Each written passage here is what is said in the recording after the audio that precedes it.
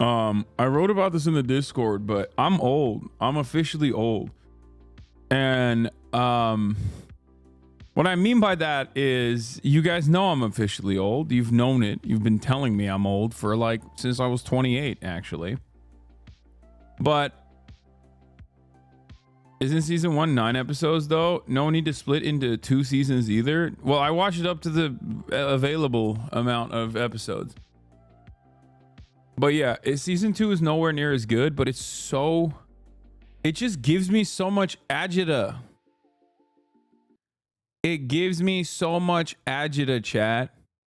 I get heartburn watching it. I get nervous watching it. You know? Where I'm just like, I know in my mind that they're going to make it. But it's just, I don't like it. Alpha repeater. You're an American drink. Yeah, I'm wearing the same outfit. It's so basic. It's a black turtleneck with a black jacket. Calm down. Calm down. Also, I have a beanie. It's different. It's actually different because I have a beanie. Does your mom watch TikToks like this too? I don't know what this is. Okay, hold on. I'm not looking at that. That's AI. The Drudge Report headline on Elon Musk is taking me out. Dude. This is the link that the chatter sent me. Just like a sexy lady cosplay of X-Men. That's crazy. That's a crazy, man. That sure is a crazy headline from the Drudge Report. But yeah, what was I saying? Yeah, Rogue, I don't know. Yeah, watching Squid Games gives me anxiety, dude, and I can't sleep. And I was up till like 6 foot. What is this? I was up till like 3 last night. Because I just couldn't go to sleep after watching Squid Games, which I can't tell if that means I'm childish or if that means I'm old. It's crazy though. Shouldn't have happened. What is this? 220, this absolute unit is making his Creator League debut. Oh. No matter where you stand, this brother is fair and balanced. Yeah. Give it up for HasanAbi! So your shoulder, nigga. She get real. Whoa. I might swerve in that corner, whoa. Bitch, hold on tight, cause I tweaking this bitch, start letting shit go. And I heard that she wanna show, me who she be, I'm kinda fucking with it, show me some more. Bitch, we tatted head to toe, could give a fuck the story wrote. You wanna tweak it up with me, and I'ma show you how that go. Like the money in my pockets blow, they having combos about me, these pussy niggas don't know. Tell me what they talking about. I ain't fucking. Yo, where's my 3? Where's my 3? Put that 3 up there. Put that 3 bomb up there. Hey, there it is. Okay. 2006 voicemail ass beat. Yo, chill. I was scared to start because people were dunking on it, but it's actually really good. I feel like the people who shit talked it are the same ones that were saying season 2 better not be a carbon copy of season 1. I mean, it's never going to be as good as season 1. Season 1 came at a time when we needed it the most. Revolutionary fervor was at an all-time high. You know?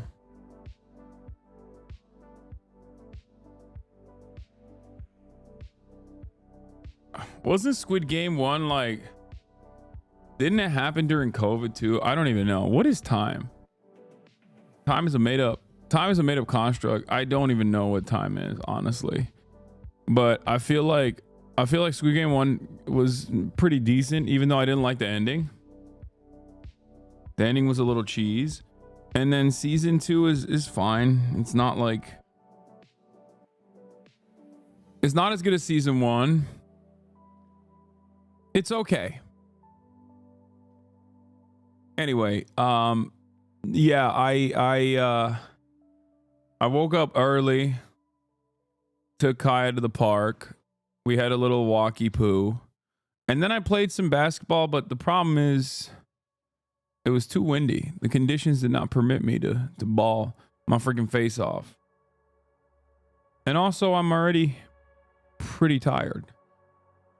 And I genuinely thought I was close. I was this close to not streaming on a Tuesday. And I was like, I got to do it. I can't do that. I can't do that. What is this? Homeowners Association?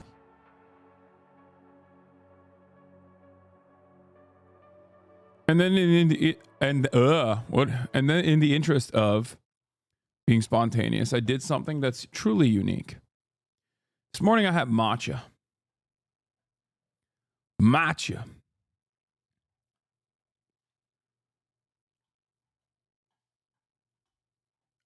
Drink a coffee? I will in a second. Not yet.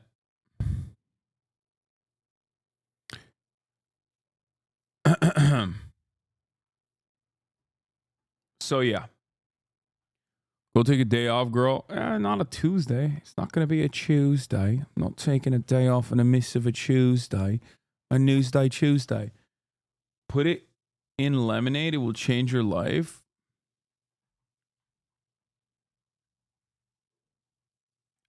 Corso, we read the ProPublica article about the guy who the mole that went into the militia. So yeah. I'm already there. Did you see the Arcane sequel trailer? Wait, what? No way. There's an Arcane. What do you mean Arcane sequel? Welcome to Noxus? This is where the strong gather. This says 2025 season 1 cinematic. What? It seeks the fearless and defiant, calling them here to answer one simple question. Are you strong enough? You say you're not afraid to die, but take off the armor around your chest. What's left inside? You aren't working with Operation Olive Branch, correct? They've been called out for reporting former volunteers to the FBI. Just letting you know I'm done. Yeah, no, I've been the one who's been not only volunteering for Operation Olive Branch, but I've been the one who's been reporting people to the FBI. It's me. Yeah. Sorry. Some people, they annoy me. Okay? And if you annoy me, you're gonna get reported to the FBI. No apologies necessary, okay? That's how it is. Sorry. Don't piss me off. And then the FBI won't come knocking down your door. You know what I'm saying? Fair is fair, you know? Susie, if I were in your shoes, I'd be watchful. Okay? Because you might be the next victim. You might be the next person I call up the FBI on and say, moshi moshi. Arigatou gozaimasu. Susie McDoozy. Doku desu ka? I don't know what I'm saying. Oh, I'm delirious. Okay. It's going to be a weird one. This is going to be a weird day today. Let me just blast off first. Mark Zuck moves right, tackling censorship. Trump makes absolutely insane promises.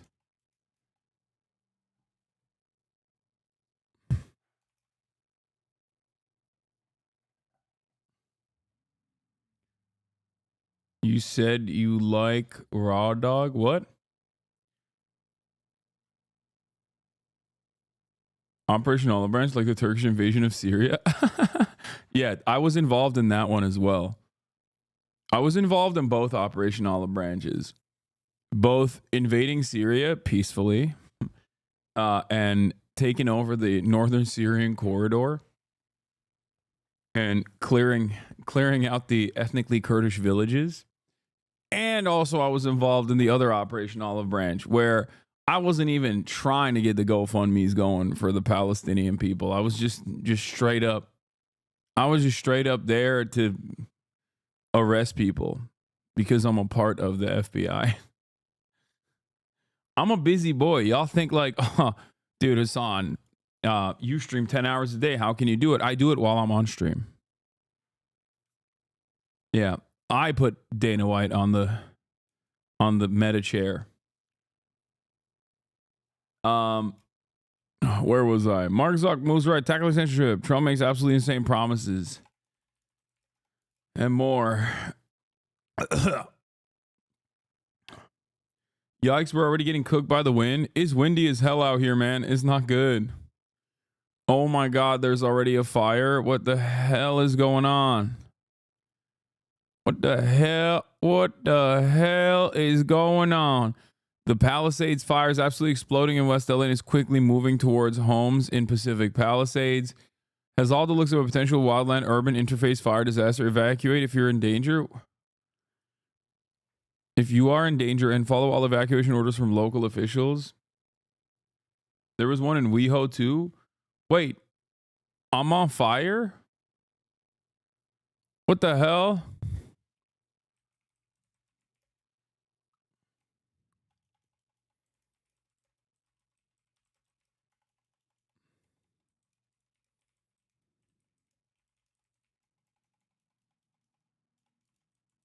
I mean, I might. I don't think I'm on fire, bro. I haven't even heard any like choo-choo fire trucks passing by. You know what I'm saying? Does anyone have a blast off meme or not? No, I'm just gonna use this one. Never mind. All right, let's go. Let's blast off. We blasted off.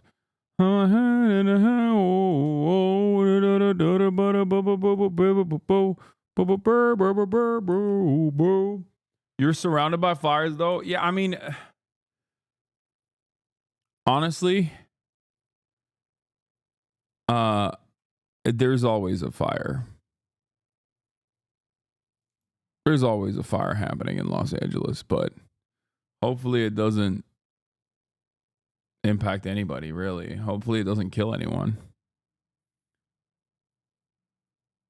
Oh no. This is a funny blast off meme, but January 6, 2021, 250,000 viewers. January 6, 2026, I have fallen off a tenth of that viewership watching Emilio, what was it? Chavez? New Hope. The year is 2050. They're remaking Pokemon Red for the 7th time. Now it is called Pokemon Communist China Red. Professor Oak is now Professor Woke. Pallet Town is now Pronoun Town. Cerulean City. Wait, what? I can't tell if this person. I can't. Are people like this being for real, or are they just like making fun of right-wing content creators that just say stupid stuff? I think she's joking, right? There ain't no way. Don't say 127, chat. Right-wingers low-key are like that sometimes, okay? City is now Slayrulean City. Bulbasaur is now Homosaur. Pikachu is now Polychew. The Elite Four are now the Liberal Elite Four. Charmander is now Charman I'm with her. The Squirtle Squad is now the Squirtle Squad. Jesse and James have finally come out as a T4T transgender couple. Oh, okay, that's how you know. That's how you know this. That's how you know. There is no way. No transphobic people know everything about trans tech, like all the latest and greatest, but no transphobic person is ever gonna say T for T. You know what I mean?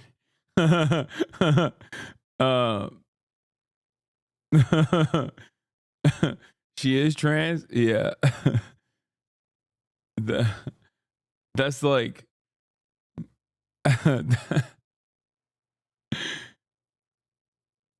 T for T transgender couple. Now, instead of asking if you're a boy or a girl when you start the game, they have 46 different gender options for you to choose from. And guess what? People are still mad for not having enough options. Before battling with you, trainers ask for your affirmative consent. Even having 2 Pokemon battle is way too much of an animal rights violation. Now they come out of the Pokeball and discuss theory and marks. But do you want to know the scariest part? Yeah, this game doesn't come out in 2050. This game comes out next year. That was so good.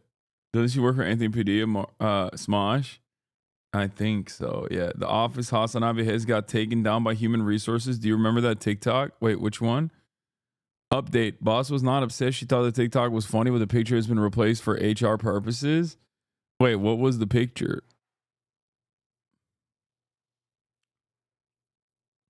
Whose selfie are you cropping? Pretty sure it's a picture of one of the Phase boys. I don't know. It was on my timeline and I thought he looked nice. Damn, Arky got the cut.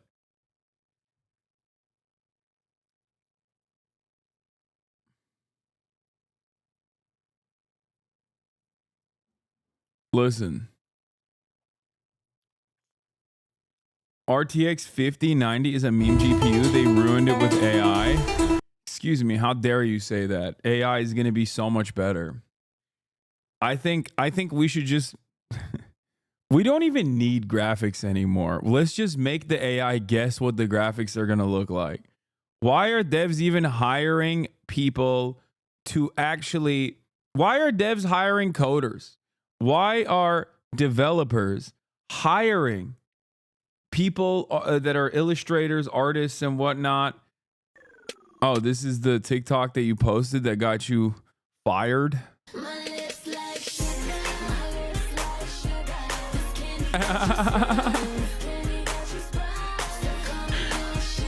That's hilarious. No. DLSS is not generative AI. Nah, dude, we should do generative AI.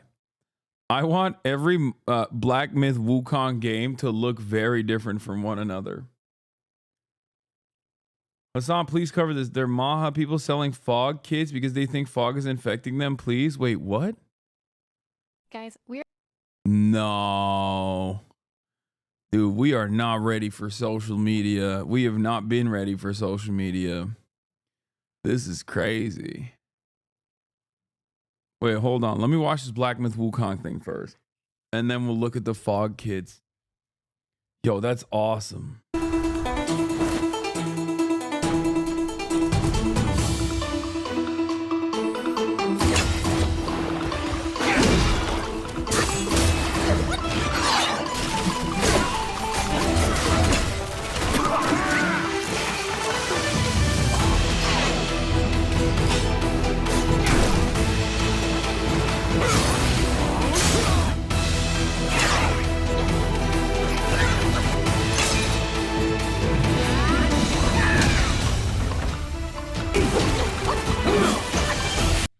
You're watching a 60 FPS YouTube video with a bitrate of probably 8,000. That doesn't mean anything. I mean, we're looking at the number of the frames on the top right corner. Guess what, chatter? My eyes can still see that one, the RTX is on. And my eyes can see on the top right corner how many frames there are. Okay, and let me tell you, the number of frames that are on there, it's a big number. It's a far larger number than I'm used to seeing. Let me tell you, okay? And for all intents and purposes, big number means better experience. Now, I know that there's going to be a lot of people who say, excuse me, the human eye is only capable of seeing 35 frames. Maybe for you, I'm different. My eyes are capable of seeing 1,000 frames per second. Yeah. The AI needs to catch up to where I'm at. Skill issue. Skill issue, I say I'm built different. You are not. You are built the same. Not the same as me, though, because then you would have also been able to see 1,000 frames per second. Okay. 1,000 is actually the real number, Lamau, like for real. Okay, then I'm doing 2,000. Our eyes do be 1,000 hertz. Okay, 2,000 then for me. 2,000. This shit runs 30 FPS without frame gen on PS5, Lamau. Watch the yearly League cinematic. It's not officially a trailer for the next Arcane, but it has Arcane characters. It's animated by the same studio. It's basically a teaser trailer. Yeah, 1,000 per eye. Did I say 1,000 frame rates? Did I say 1,000 frames per second? I meant 1,000 frame per eye per second. I close it. Okay, now I'm at now I'm at 1,000. I close both, 0. I open up both, 2,000.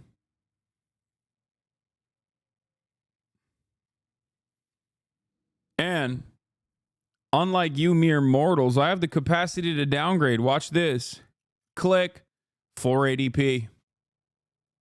Okay? That's right. Do you have the capacity to downgrade? You don't. Sometimes I'm seeing too much. I say I've seen enough. Click. Okay? Boom. Put it back up. 4K vision, baby. You know what I mean? It's important to be able to downscale at times. A lot of people don't understand. A lot of people don't understand the importance of being able to downscale your vision. People think, no, I have to see everything at all times. Sometimes there's things worth not seeing. Okay, there's a TikTok about HOA properties, home ownership association properties that I want to see, and then I'll look at the League of Legends video. Look at this shit, y'all. $350 to $400,000. All this new construction shit ain't no good. 5 years down the road, house falling apart. 2 years down the road, you got foundation problems already. 0.5 acres, y'all. $350 to $400,000. Stop buying this HOA shit. Put HOA out of business. If you gonna spend that much money on the property, y'all, shouldn't nobody be able to tell you how many cars you can have in your yard, how your yard needs to be. Hearing the helicopter in the background is giving Russ PTSD. Understand me? Your shit hard enough and fart loud enough, your next door neighbor gonna smell it, and then they call it HOA on you. Then HOA gonna get together and try to put you out your own goddamn house. Make you sell your own goddamn house that you paid all this money for. Understand me? You can't have no big family gathering. That's a jackhammer. It doesn't matter. It sounds like a Russ helicopter. Everybody parking down the street and shit. HOA gonna want to put you out. You know what I'm saying? Stop that shit, y'all, man. We ain't finna be supporting that shit, man. 2025, we stopping this shit, bro. Y'all cut off HOA and all that bullshit, man. Then they want to charge you a fee to be a part of the shit. So you got to be forced to be in the fucking thing. Stop buying these new construction houses. They even got a little blower. Look, he even got a little blower to blow the damn bottle. You can't even get to a big blower. You got to get the little bitty one. Let me show y'all this backyard, bro. Walk out the door. Let me show y'all the backyard. Ain't no damn backyard. Ain't even no damn. This son bitch ain't even got a backyard over there. Y'all paying $350,000 for shit like this. No backyard. Come here. No backyard. Look. No feet. Look. Look at this shit, y'all. Come around the side of the house. Look. House, damn house. Let me show y'all something. Come on. Let me show y'all something. Y'all know I ain't talking. I'm confused because like he's describing the house he's showing. He said $350,000. The house he's showing is my house in Los Angeles. Like, that's crazy. What part of the United States of America where that house is $350,000? Y'all know I ain't tall at all. I can lay down on the ground, put my hand on the wall, and I'm down there touching that fucking house. I'm down there. Look how close this shit is. Y'all want to live in some shit like this? You a damn. Look at this. Are you worried about the fire in LA because of how windy it is? I'm in Santa Monica and I'm kind of scared. Not really, because you know, I've been living here for years at this point. I've been living in LA for like 10 years. Yeah. No, I've been living. Oh my God. I've been living in LA for 12 years. God damn. I have lived in Los Angeles for 12 years at this point. It happens, you know? It's just a little fire. You sound like you're from South Carolina. Source, I'm from here. 350K is 1-bedroom condo down here in San Diego. I'm in Long Beach and there's not one gust of wind. Oh no, it's windy out here. It is windy as hell out here. I'm telling you, chat, I took Kaya out to the park to test it, to see if she would fly away. She almost flew away. I'm telling you.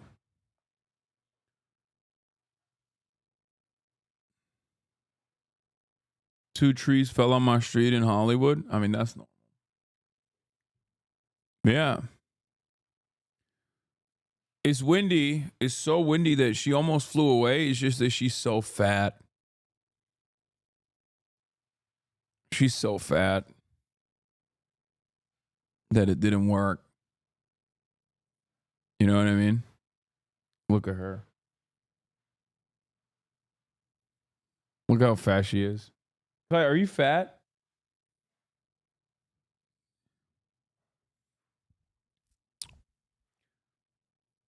You've been in LA for too long. It's time for you to move to San Diego. Yeah, no, I'm good, man.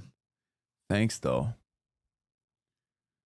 I'm in Ventura. This shit is so windy. All right, let's watch this. Let's watch the League of Legends video. I can't believe I'm watching League of Legends right now. That's crazy.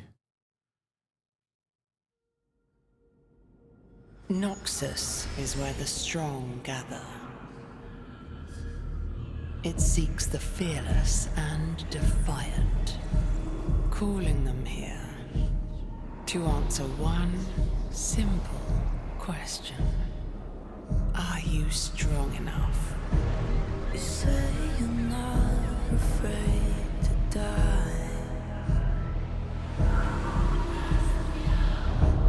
but take off the armor around your chest. What's left inside? Lying, licking your blade till you bleed. If it washes away, take a ride, rough as you can. Tell you a secret, bright as your dogs are closing in. The thing I don't understand about League of Legends is that, like, I feel like there's so many different, like, races and stuff. And there's never any discussion of, like, how these races materialized or how they cooperate with one another, at least in Arcane so far. I'm like when you watch Lord of the Rings, you're like, all right, that's an orc. Goblins and orcs merge together, create the Uruk-hai. You got the tree people and stuff. Whereas, like, in Arcane, like, I have no idea. There's, like, they're in the city, and then there's like a sexy fish man that everyone was thirsting over on TikTok, and I'm like, how did this happen? Like, why is the fish man there? You know? There's lore. Watch Necrit videos on YouTube, kind of fun. I like it when the bite marks cut through the skin.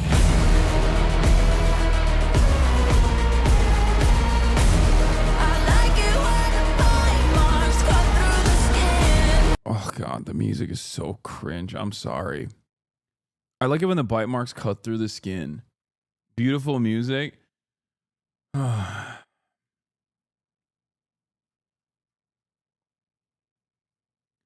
music is always like anxiety riddled teenager focused music for millennials, weirdly enough. By the way, goblins and orcs are the same race in Lord. It's just a difference in terminology.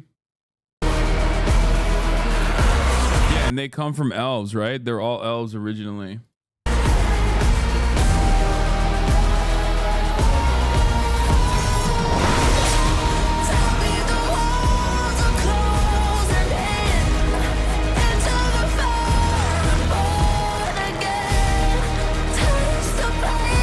Yeah, people joke about like butt rock or, you know, a Ford F-150 pickup commercial music, but this is the same vibes wise, a chatter said it.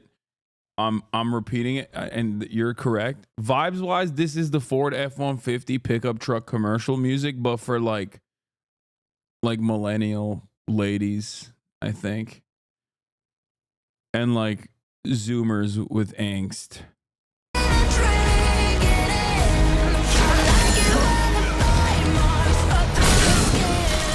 I like it when the bite marks cut through the skin.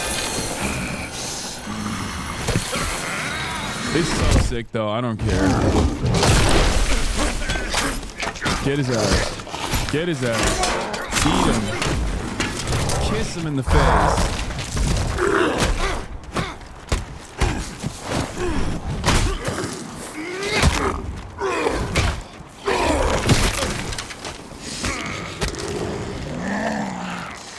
Does he rip it off? Rip it off.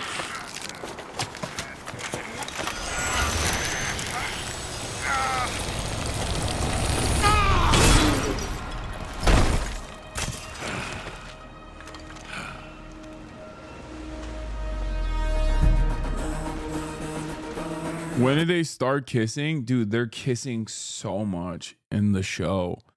They kiss so much, dude. And also, the moments where they're not kissing, they're still spiritually kissing. Like J-Vic. Like they literally do kiss. It's crazy. Every part of the show is just relationships.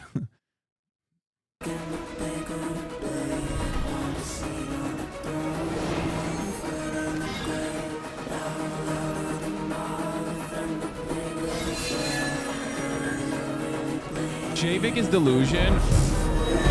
Okay.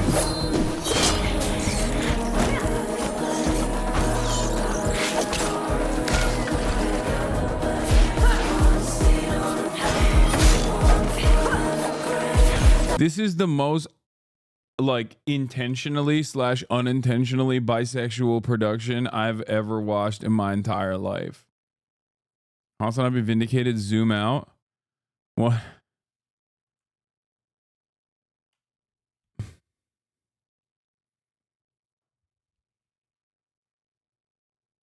This is the odd. Sometimes you don't need to tie these two things together. You know what I mean? You don't need to tie Fox 1 sports drama with League of Legends / Arcane.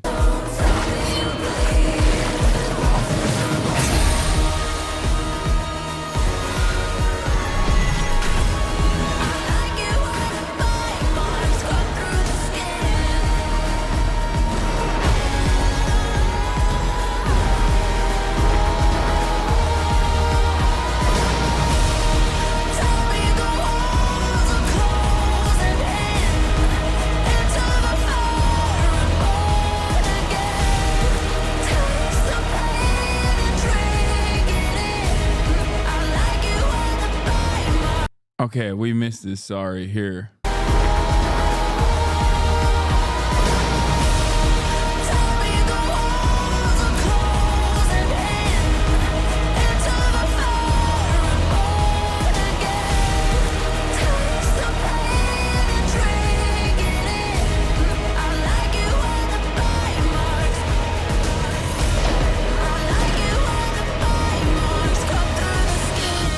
Do you think she likes it when the bite mark cuts through the skin? Because I couldn't tell. I don't know. His instructions unclear. Yeah, also this is the real meta. If you want to know the real politics, because like people say, oh, Arcane had like good anti-fascist agitated propaganda on season 1, and then on season 2 they just like dropped it aside, and it's like, no, dude, this is what it is about. Season 2, this is what they wanted to. Arcane and the dangers of Snow Bunny mind control. This is what season 2 brought us as far as political discourse.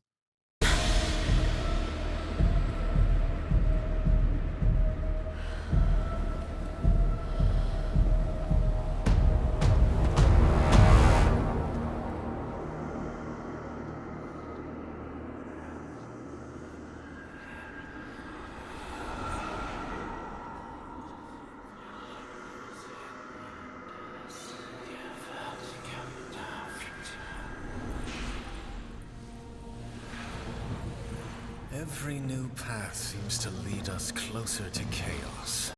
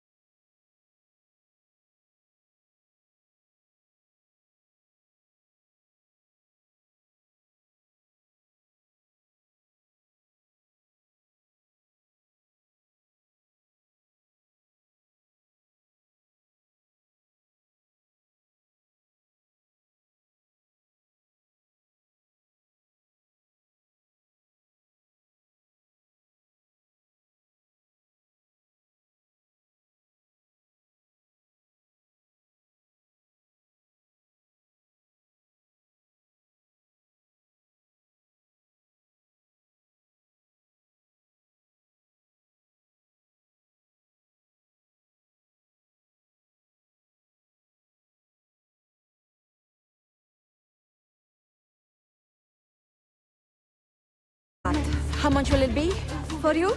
$4,500.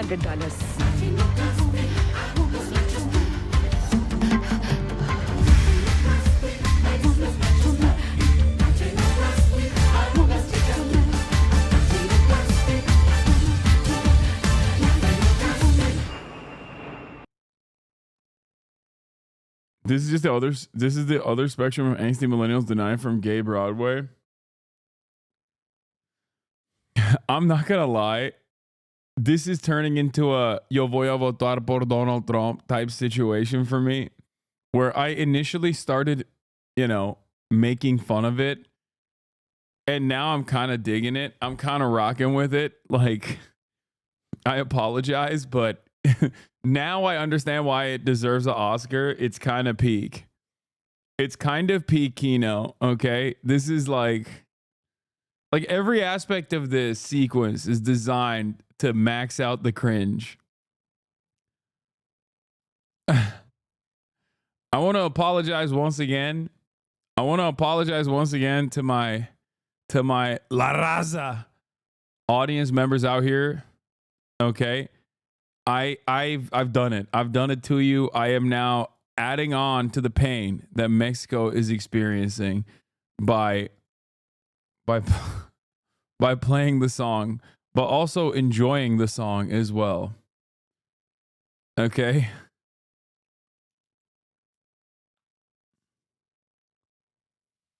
Please just stop playing the song. No. I'm just saying, this is... I mean, think about it. I see. man to woman, woman to man, man to woman, from penis to vagina. From penis to vagina. Like, come on, dude. That goes hard, dude. That's like, it's so simple. That's just how it's done, you know? Man to woman, a woman to man, from penis to vagina. Oh, it's so good. It's so good. Why does it go so hard? They didn't need to do it like that. All right. Now, let's get to some real news stories. Obviously, we're going to talk about Jean-Marie Le Pen, French far-right leader known for fiery rhetoric against immigration, dies at 96. I feel like this inbred Nazi didn't just have some le fiery rhetoric against immigration and a lot more, but, you know, cool title. They could never just be like, yo, this Nazi died.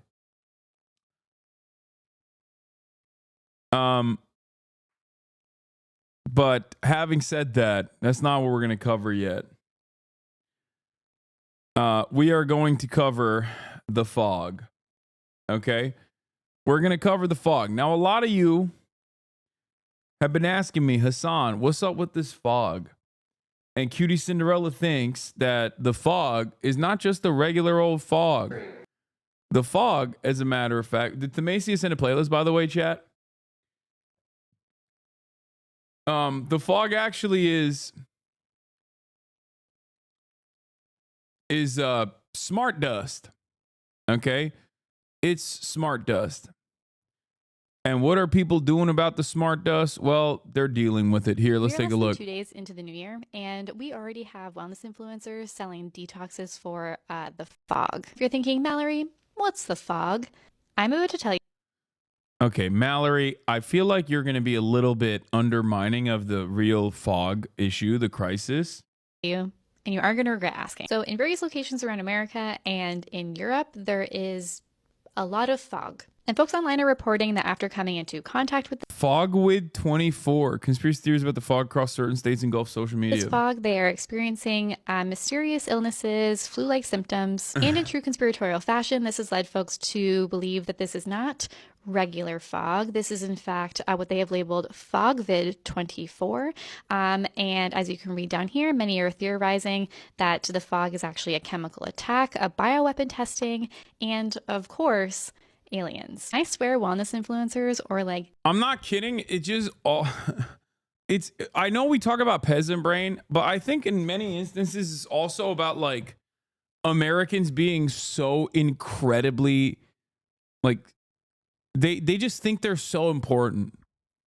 You know what I mean? That's what it is. Americans love being the main character of their story in a way that I don't think other cultures exhibit this kind of tendency, this kind of like hyper individualism. Because we often talk about like the lack of education, ready availability of homeschooling, the fact that it's not illegal, and how public education has been gutted, right? But I think there's something on top of that that causes people to engage in this kind of irrational conspiracy theory. Because like there are places on this planet right now that are absolutely gutted and destroyed by colonialism, by empire, right? By the crimes of empire. I don't think dudes living in the Congo, for example, right, that work in one of these mines are going home and constantly thinking about like, you know, there's alien drone warfare happening in my neighborhood. Like it's a very...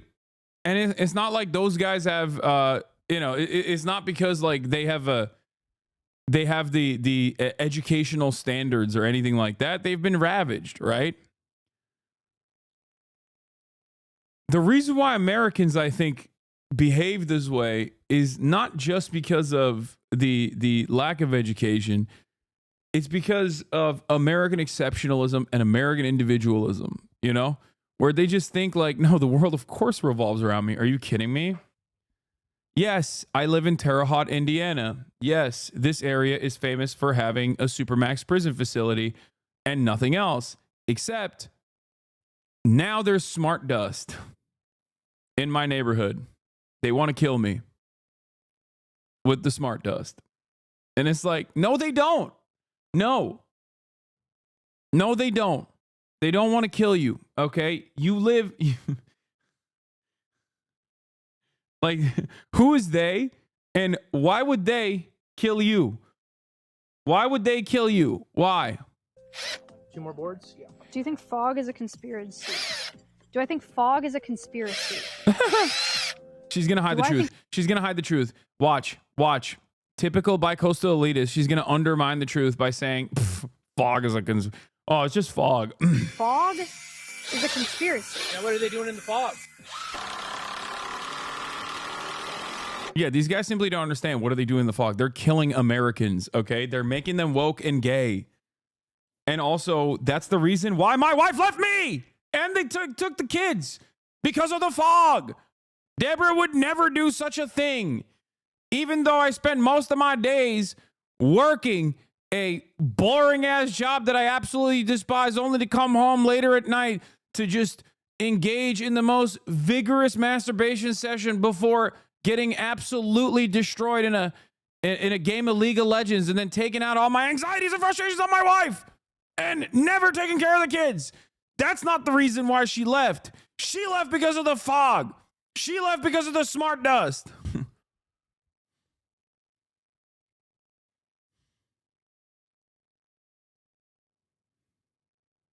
God damn. Otherwise, I would have to take accountability over my own actions, and that's not good. That's not a good thing at all.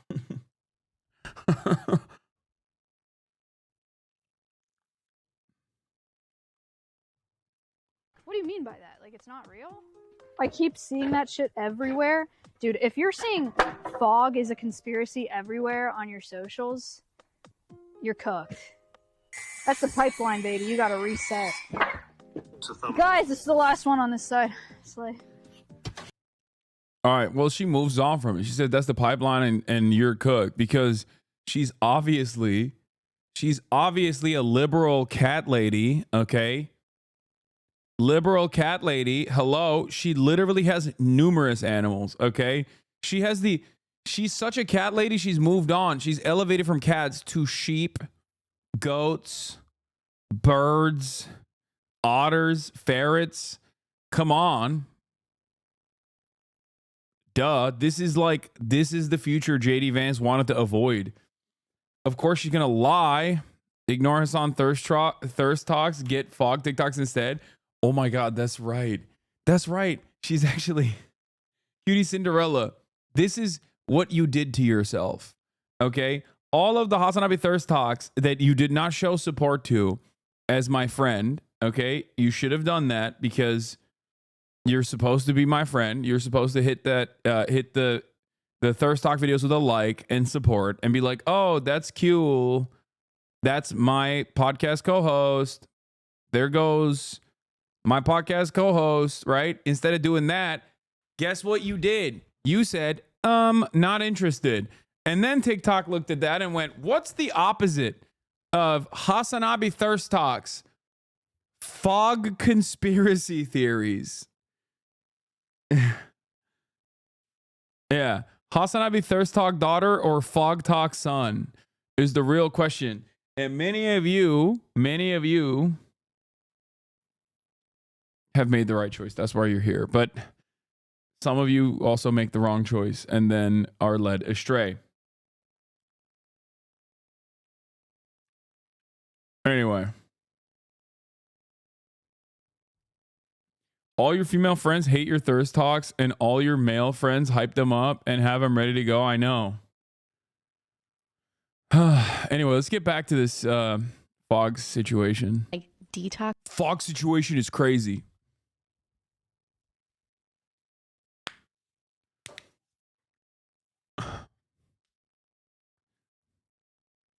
specialists must have almost broke both their ankles jumping on this. Here is just one, and of course, if you have any questions about what she has listed about what to do, you can comment detox on the post to learn more from her. Also, don't miss this part. She talks about towers in Florida. I'm assuming she's talking about 5G towers, and of course, we're all packed full of heavy metals, and that basically makes each one of us a mini. It's so cool that they just like add on new conspiracy theories onto the previous conspiracy theories. Even though every single one gets debunked, they just don't hear it. They go, la, la, la, la, can't hear you. And then they just like add on to it. And it's basically this massive tower of conspiracy by the end of the day, by the end of the year. You know, it's amazing. Yeah, they're lore crafting. It's cool. It's cool. Like they went 5G coronavirus towers, and then coronavirus was fake. The vaccine makes you autistic and gay, and also makes you have involuntary muscle spasms, involuntarily spasming onto some penis because you're gay now, and also now the fog, and it's all nanomachines. Yeah, and the only solution is this disgusting moss-colored drink I made. You have to buy it on the TikTok shop. It's not FDA approved because we obviously hate the FDA. More like FD gay. They also want to make you gay. Turns out everyone is trying to make me eat penis. Why is this? I'm fighting against the urge every day of eating penis, okay? Because I drink my green gunk. Tower, and this fog may contain particles that help the signal move, which of course means that we will all become depressed, angry, fearful, or doubtful of God and the promise of health, wealth, and abundance, except if you buy her detox. There's also this next wellness influencer who sets the entire stage for what the fog is, why you should be afraid of it, and why you should buy her detox. Has anyone else noticed the insane fog that we've been experiencing lately? Or has anyone else been sick leading up to Christmas, sore muscles, sore... Famously, when there's a lot of travel happening in the holiday season and people are congregating slammed into areas with terrible HVAC practices and also no masking whatsoever in public spaces where people are sick, there is a thing called flu season that happens. You're just describing flu season, like getting sick during the holidays. I feel like that's a very common meta, you know?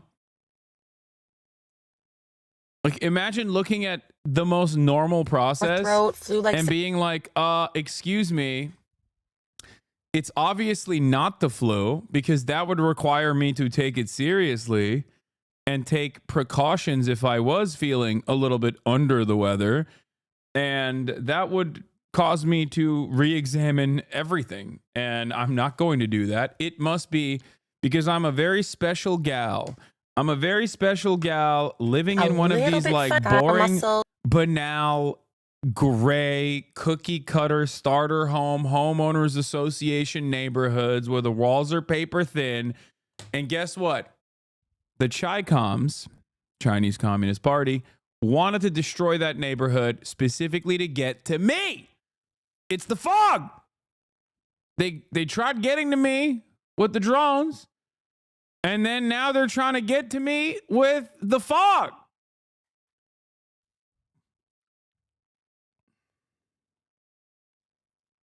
Sore throat, flu-like symptoms, anything like that? Or that the skies were looking a little bit funny leading up to Christmas as well? What? None of those photos look funny.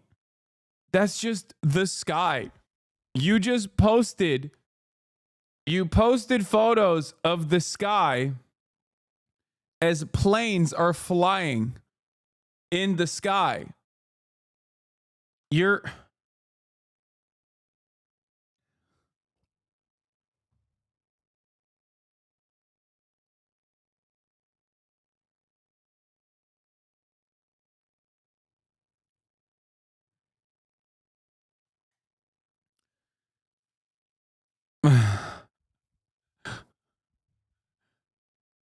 Chemtrails, brother. That's right. So there's a new theory going around, FogVid 2024, explaining that the fog really... Bro, these people will believe anything but COVID or the flu. At a certain point, you got to be like, damn, dude. Like, you're intentionally avoiding the truth. Okay? Like, what do you mean FogVid? What are you saying? You're so close. You're so close to it. You're like, nope. I chose to arrive at an entirely separate conclusion that is utterly devoid of material reality. I will never make a correct assessment. Do you understand me? It can't be the common flu. It must be nanomachines created through fog, which is not a direct consequence of just the weather patterns changing from hot to cold, but instead smart dust. This is a multi-trillion-dollar operation. And guess what? You know where they're using this multi-trillion-dollar operation? Lo and behold, my backyard. We don't even have a grocery chain that sells fresh produce in a 4-mile radius. But you know what we do have? Nanomachine fog. I live in a food desert. There is no public transit. I rarely ever go to third spaces because there's nowhere to congregate. There's nowhere to talk to other human beings. So I, basically fantasize about socializing with my fellow man by being online all the time and hallucinating. That's where I'm at, though, because I'm God's special child. Even though virtually everyone and everything has left me behind. You know who hasn't left me behind? Governments. Governments that are chasing me. Governments that want to kill me with nanomachines. Why are they doing that? I don't know. Because I'm the most special boy that has ever existed. Duh.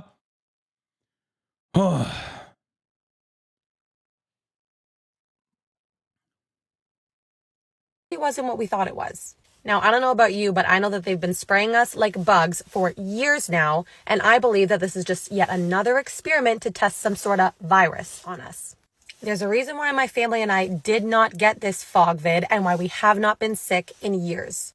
That is because terrain is everything. We detox ourselves every single day to remove any heavy metals or environmental pollutants that we are unwantedly exposed to and support the body in their removal.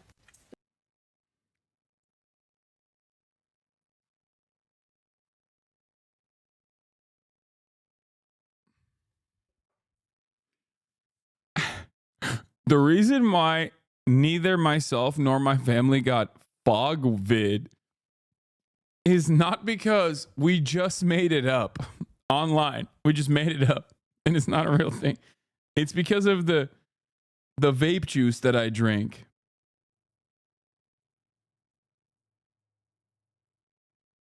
And you can also save yourself as well with the vape juice that I inhale every day.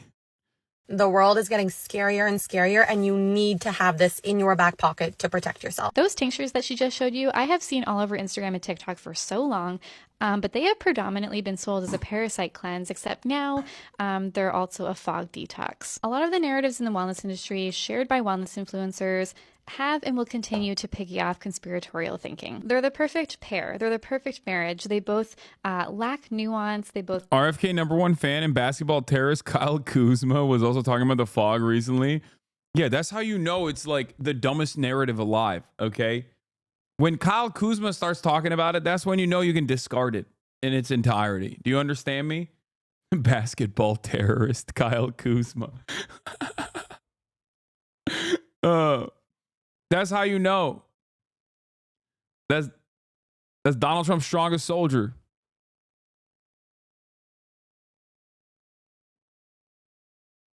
What's happening here? both speak in absolutes, both lean into this assumption of something nefarious, a group that you cannot trust. We are 2 days into 2025, and I am already asking myself, what the fuck?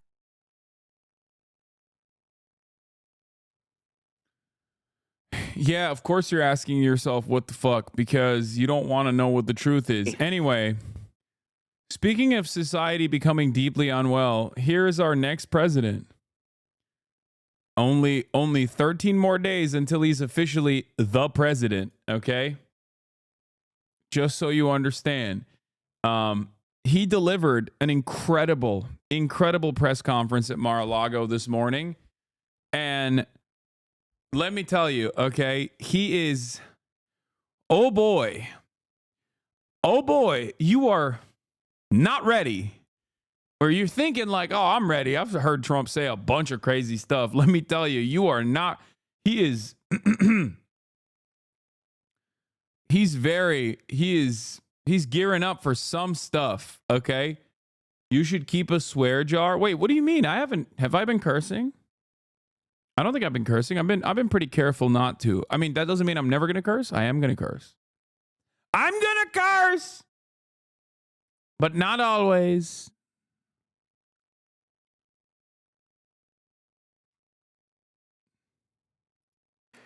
Very respected gentleman. And I'm thrilled to announce today I'll be back in that a the second. MAC will be investing at least $20 billion over a very short period of time into the United States, and they may go double or even somewhat more than double that amount of money. It's a great thing, and I believe he will say that he's doing it because of the fact that he was very inspired by the election. They wouldn't do it without that election, I can tell you. A lot of people wouldn't. You saw last week where we have somebody who's going to go from $100 to $200 billion, and we have many other people, and we'll be bringing some of them out. Some of them like to do it somewhat more quietly, and some don't, and they feel so strongly about the country that they want to let people know about it.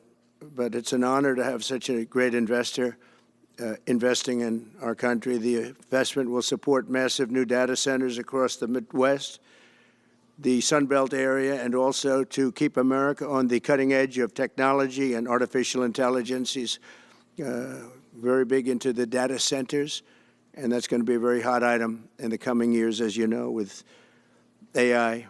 In particular, the first phase of the project will be in Texas, Arizona, Oklahoma, Louisiana, Ohio, Illinois, Michigan, and Indiana, those places. And Hussein, I'd love you to come up and say a few words. Thank you very much. Thank you. Thank you. Thank you, Mr. President. It's been amazing news for me and my family when he was elected in November. We've been waiting 4 years to increase our investments in U.S. to a very large amount of money. We are a company operating in more than 20 countries around the world. We have delivered more than 45,000 luxury units and another 45,000 in the pipeline. In data center, we are in 10 countries around the world, in Asia, Europe, and Middle East. And we're very, very excited now with his leadership and his open strategy and policy to encourage businesses to come to U.S. For the last 4 years, we've been waiting for this moment. And we're planning to invest $20 billion and even more than that if the opportunity in the market allow us. But at the moment, we're planning $20 billion in data center, catering for the AI and cloud business for the hyperscalers. Fantastic. Thank you, Mr. Great President. honor. Thank you very much. So nice. And that man knows what he's doing. He knows. So, Hussein, we're going to work with you and make sure everything goes smoothly. We have powers that haven't really been used in terms of environmental. If you invest over $1 billion in the United States, we're going to give expedited reviews to everybody because everyone's afraid they're going to come in and get caught in the quagmire, which is very prevalent in the United States, unfortunately, the quagmire of environmental and various other regulations and rules. And I made it a point of telling people if you invest $1 billion or more, and we'll do this for people with far less too, but We guarantee it. We're going to move them quickly through the environmental process. Sometimes people held up 12, 13, 14, 15 years. I saw it with plants in Louisiana where I got it approved in literally a week. They were through the review in 1 week after spending 14 and a half years trying to get it, and they were going nowhere. It was a terrible thing. So I've been a victim of that myself over the years, and I think I know all the games and all the tricks that are played, and much of it is... Why is he not talking about the fog so far? He's talking about all this stuff, but like, why not the fog? What is he hiding? What is he hiding from us? It is just done to stop progress. So we're going to be helping you and everybody else that comes to the United States and wants to invest their money, that you don't get tied up for the rest of your life and you can't do anything. This commitment further underscores that many of the greatest business leaders on earth are seeing a very bright economic future for America since the election. As you know, a lot of positive things have happened. We are inheriting a difficult situation from the outgoing administration, and they're trying everything they can to make it more difficult. Inflation is continuing to rage. Can you please try to not say God's name in vain as well? Oh, that's a good one. Good one, chatter. And interest rates are far too... Yeah, okay. Let's dial it back a bit. Why don't we? Okay. Let's dial it back a little bit. Too high. And I've been disappointed to see the Biden administration's attempt to block the reforms of the American people and that they voted for. We had a landslide election. We won every swing state. We won the popular vote by millions and millions of people. Nobody even knows how many people, millions. And nobody even knows how many people we won the popular vote by. It's such a high number that scientists are still trying to figure it out.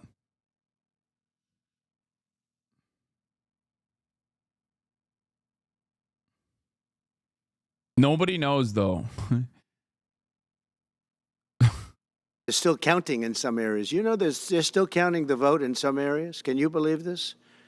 What a place. What a horrible place. One of the things we're going to do is we've got to fix the election so that we get honest counts and they get done by 10 o'clock in the evening or something thereabouts. They have places where they're still counting votes. President Biden's actions yesterday on... He's going to fix it. There's no need to count it ever again. That's why I laugh when people are like, well, since Trump is going to be a lame duck president because he's a one-term president, and I'm always thinking to myself, are you sure about that? I thought we weren't going to have a need for elections any longer. You know what I'm saying? Like, it's a one and done type situation. It's a one-off. You know, we did it. I voted, as we all did, for Donald Trump, as I told you to do so by consistently playing Yo voy a votar por Donald Trump, and we all voted por Donald Trump, and now that's it, one and done. It's king time now. America must restore the monarchy. Offshore drilling, banning. Bro, you're so libbed up right now. What? Yeah, I am. I'm so libbed up, I've decided I'm voting for Donald Trump. That's the maximalist liberal position, is like... Offshore drilling will not stand. I will reverse it immediately. It'll be done immediately. And we will drill, baby, drill. And we're going to be drilling in a lot of other locations. And the energy costs are going to come way down. They'll be brought down to a very low level. And that's going to bring everything else down. That's what caused it to go up, along with the ridiculous spending on the Green New scam. All this money, trillions. Yeah, it was crazy when we did the Green New scam. It was crazy. Remember when we did the Green New scam, dude? And hamburger was made illegal. Nandre was right. Yeah, never mind. This guy's anti-Semitic as hell. Told me he voted for Trump because he made his house cheaper. Disappointed in you. Hasan. Oh, freaking drink regular soda, man. Just because of the sparkling water rant. Of dollars, it's like throwing it right out the window what they're doing. And they're trying to spend so much now. They're just taking money and giving it to anybody that wants it for any project at all if it's certified under the Green New Scam. And they don't work, and it's too expensive. Oh, damn. That's a great one. I hate how he doesn't call it the Green New Steel. I think maybe there's a positive, too positive of an association with Green New Steel. Maybe that's why. Because it's like, oh, it's a steal, you know? Like, that could be positive. Like, oh, it's basically a steal. You might as well do it. That type of situation. That's why he's saying Green New Scam. Even though I do like Green New Steel. But I guess it's also kind of close to Stop the Steal. You don't want to confuse these guys, you know? They don't have a lot going on up there. And, you know, they told me that we're going to do everything possible to make this transition to the new administration very smooth. It's not smooth because they're doing that. They're playing with the courts, as you know. They've been playing with the courts for 4 years, probably got me more votes because I got the highest number of votes ever gotten by a Republican, by far, actually, by a lot. And, you know, we had a great election, so I guess it didn't work. But even to this day, they're playing with the courts. They have their friendly judges that like to try and make everybody happy on the Democrat side. It's called lawfare. It's called weaponization of justice, and it's happened at a level nobody's ever seen before. So many. It's true. I defeated deranged Jack Smith. He's a deranged individual. I guess he's on his way back to The Hague, and we won those cases. Those were the biggest ones, and the press made such a big deal out of him. But it's true. He was deranged. He was so deranged, dude. My goat. He won. Teflon Don. Nothing wrong. We did nothing wrong on anything, and the people saw that. You know, when they vote. When a Republican, it's not easy for a Republican. When the Republican wins the popular vote by millions and wins all 7 of the swing states, people said, well, he could win 4. We won all 7, and we won them by a lot. That tells you we won. That tells, and they've been watching this injustice. I call it the Injustice Department. What they've done is so bad. The whole world is... Got him. I thought this was a press conference. Did you guys forget how Trump press conferences work? He just rambles on. Sorry. Question started 3110 at 2358. He says he will change the name of Gulf of Mexico. Yeah, that was amazing. This is how it works, chatters. You forgot he weaves for an hour, okay? He talks about how he won the election by numbers no one has ever seen before. Okay? He's got quants. They're using the Hadron Collider to do computational processes no one's ever seen before to find numbers that do not exist in the textbooks to figure out what the margins of victory look like for me. That's right. Quants. We're using AI to try to figure out the tremendous victory. They still haven't been able to count it. Is so tremendous. Just watch that. And it took work, but it got me a lot of votes because when explained, I mean, we have a judge in New York who's a very crooked judge. I'm under a gag order. I can't even talk about aspects of the case that are the most vital aspects. I'm under a gag. Do you know that I'm the president-elect of the United States of America? I'm a former very successful president. We had the greatest economy in the history of our country. We had borders that were sealed and beautiful. Everything was good. We had no wars. We defeated ISIS. We had no wars. Now I'm going into a world that's burning with Russia and Ukraine, with...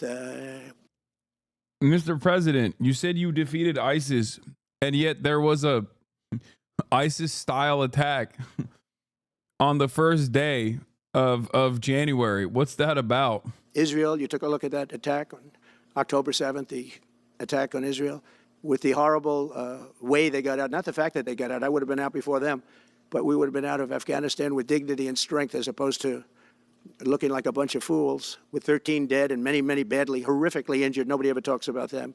No arms, no legs. Nobody ever talks about them. Oh, my God. Did Biden bring back ISIS? Oh, my God. Oh, my God. I figured it out. Brandon? Dark Brandon said, for my last trick, I'm bringing back ISIS. Oh, my God. Yusuf Al-Bidan. Yeah. Outrageous, leaving. On his way back, he restored the Islamic Caliphate. I will undermine it. Billions of dollars of brand new military equipment that I bought in the hands of the Afghans and specifically the Taliban. It's the group. And we were doing very well. We would have been out. We would have been respected. I think it's one of the reasons it was so badly handled, that withdrawal, where people are jumping onto airplanes, falling off the sides of airplanes when they're 3,000 feet in the air. And nobody's ever seen anything like that, the worst. And because of that, I think Russia went and attacked Ukraine. When they saw that, they said, these guys are incompetent. They don't know what they're doing. But we know what we're doing now. And that's going to all end. And we have a great military. I defeated ISIS. As you know, we're in no wars. I just finished a couple.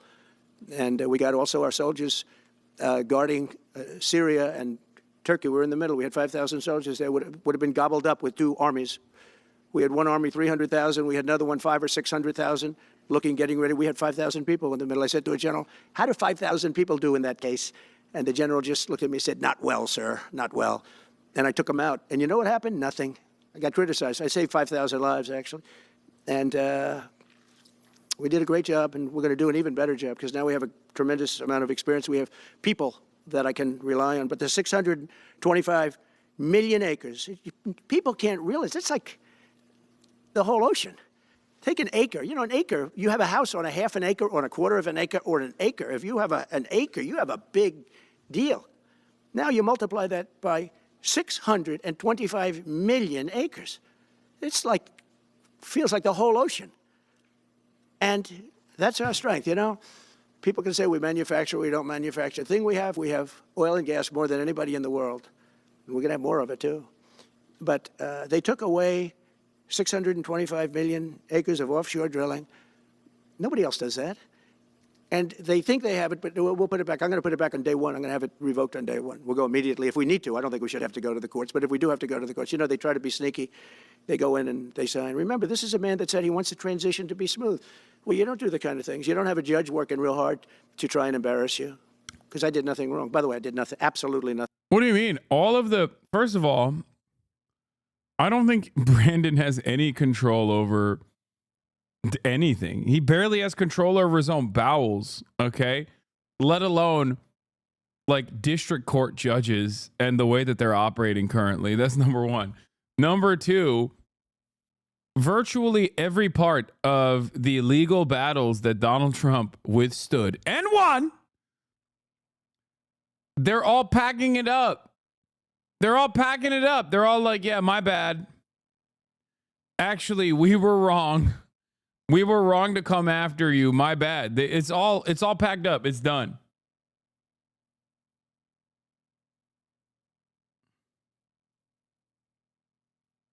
So, what is he still complaining about? Nothing wrong. If I did something wrong, I wouldn't be standing here right now because I've won all these cases. Nobody's ever won so many cases as I have against the Justice Department. I mean, Jack Smith had cases all over the place. Yeah, also, this is a good point as well. Dude, I hate liberals so much. They go on and on about how they certified the election for him perfectly and how they followed the rules perfectly, expecting Republicans to acknowledge them. And here Trump is still saying that they're being corrupt. These losers will never learn. 100%. 100%. Like, liberals have been doing victory laps about how good they are. How good they are at certifying elections. Meanwhile, Trump is still over here being like, they're coming after me. We have to kill them. We have to kill all of them dead. I will put them in the machine. I will put them in the contraption. I will harm them. As people were being subpoenaed, lives were being ruined. They were spending everything they had, money. We were helping them out. We had to. They were subpoenaing people that had no idea what they were even talking about. That's a sick group of people. And it was all to influence the election. It was all a fight against a political opponent. We've never had that in this country. We have had that in certain countries. We've had that in third-tier countries. We've had that in banana republics, but we've never had that in a place like the United States. I don't even know if it's been on a small level. I'm sure it has been on a small level, but this was the largest level ever. They brought this moron out of The Hague. He's a mean guy. He's a mean, nasty guy. His picture was perfect because you look at his picture, you say, that's a bad guy with his robe, his purple robe. And he executes people. He shouldn't be allowed to execute people because he'll execute everybody. He's a nut job. But we won all of those cases with him. And, I mean, I don't know the judge in Florida, but we had a brilliant judge in Florida that saw right through it. Wait, what do you mean? That was your judge. Yeah. Yeah. Brilliant judge in Florida because she's defending me. And we won the case. She was a brilliant judge with great courage. You know, the left, as we call them, the radical left, they have a way, they play the ref, and they play it very hard. They play the. I appointed her into her position, and she has been playing ball. So, of course, she is brilliant. Best judge of all time. Ref. They go and say horrible things about judges and prosecutors. And some judges and prosecutors say, look, the only way I'm going to get these people off my back is to give victory to them. They're playing the ref. I think it's illegal what they do. It's almost like talking. It's worse than talking to a judge. But the judge in Florida, Judge Cannon, was brilliant and tough, and she didn't stand for it. And I don't know her. Dude. I don't even know. What is her name? Cannon? I guess it's Cannon. I just said it. I don't know. I don't know her name. And never met her until the case, and I don't believe I said even one word to her. But she was very, very strong and very, very brilliant. And her opinion was so brilliant that they dropped their. The Palisades fire is going sicko mode, bro. Does anyone have a like a real-time news coverage over it? Because I want to see what the hell's going on in my backyard, dude. Are you guys exaggerating? Or is it really that bad?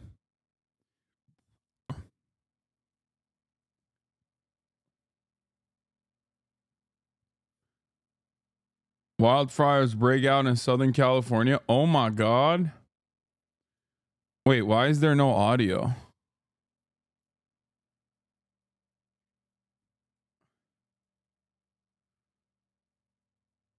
My family and I are praying for you, Kai and Austin. Okay, this is like, oh my God. Oh my God, that is crazy. What the heck? Winds are going to get so strong and maybe too strong for them to fly. So that's what we're concerned with. But the bad news is the winds are going to continue to be really dangerous and damaging. Yeah, getting some information per the radio traffic that the Getty Villa is the light coming in the fire, which is obviously your window is orange. Concerning. That's right. I haven't looked outside yet, but it's not impacting the Villa area and impacting Coastline Drive as well. It's approaching that area along Coastline Drive.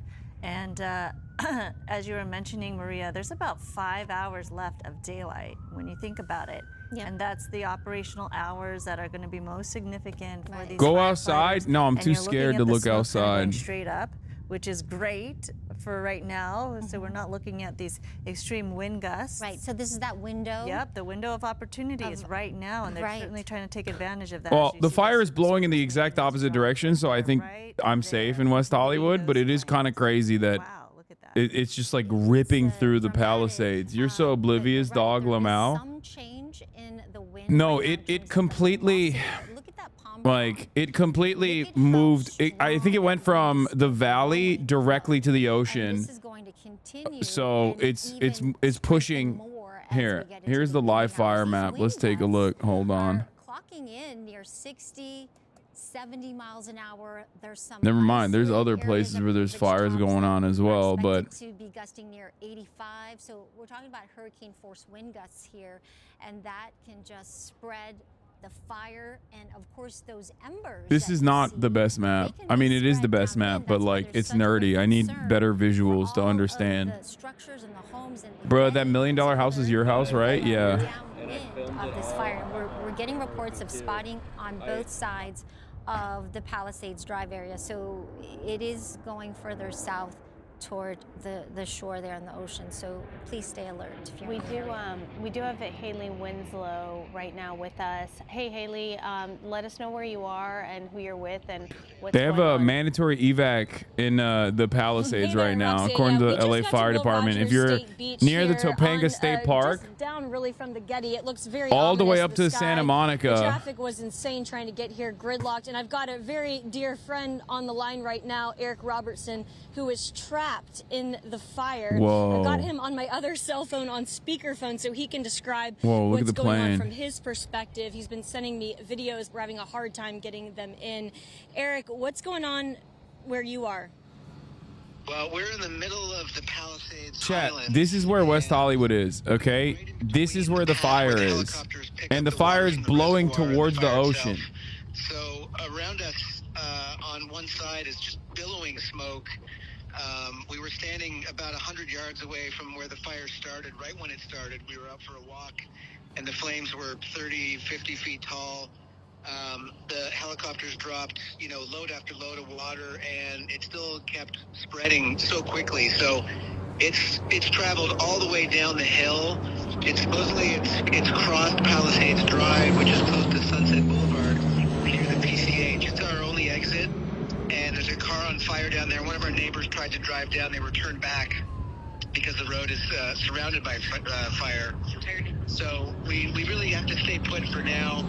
The fire isn't immediately upon us, but it's really close, and it's pretty scary.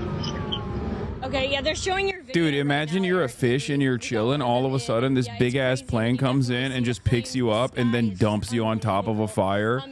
All of a sudden, you're charred tuna, It's crazy.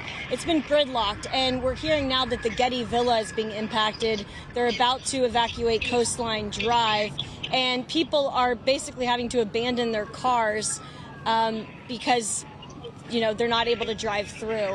What's going on in your neighborhood? Like, what are people? I'm sure they're not, they're, on edge. Kind of standing by. We're all at our garages outside, kind of waiting for the all clear. Everyone's got their bags packed. We're kind of poised to run away once we're able to. But at the moment, we just have to stay put. Those planes have fish whistles on them? Wait, what? There's only that one street, so there's not much we can do for now. So why can't you get out? What makes you trapped? The road's closed, What right? do you mean, what makes you trapped? Look at the PCH is already gridlock all the time. It's not shocking that it would be extra gridlock during a fire. Effectively now above and below and in the middle of the fire.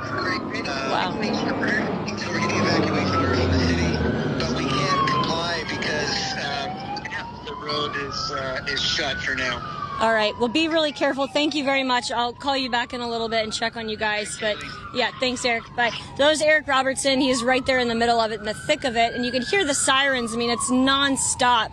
I mean, police driving on both sides of the road. Everyone's pretty much driving like a maniac when you can finally move.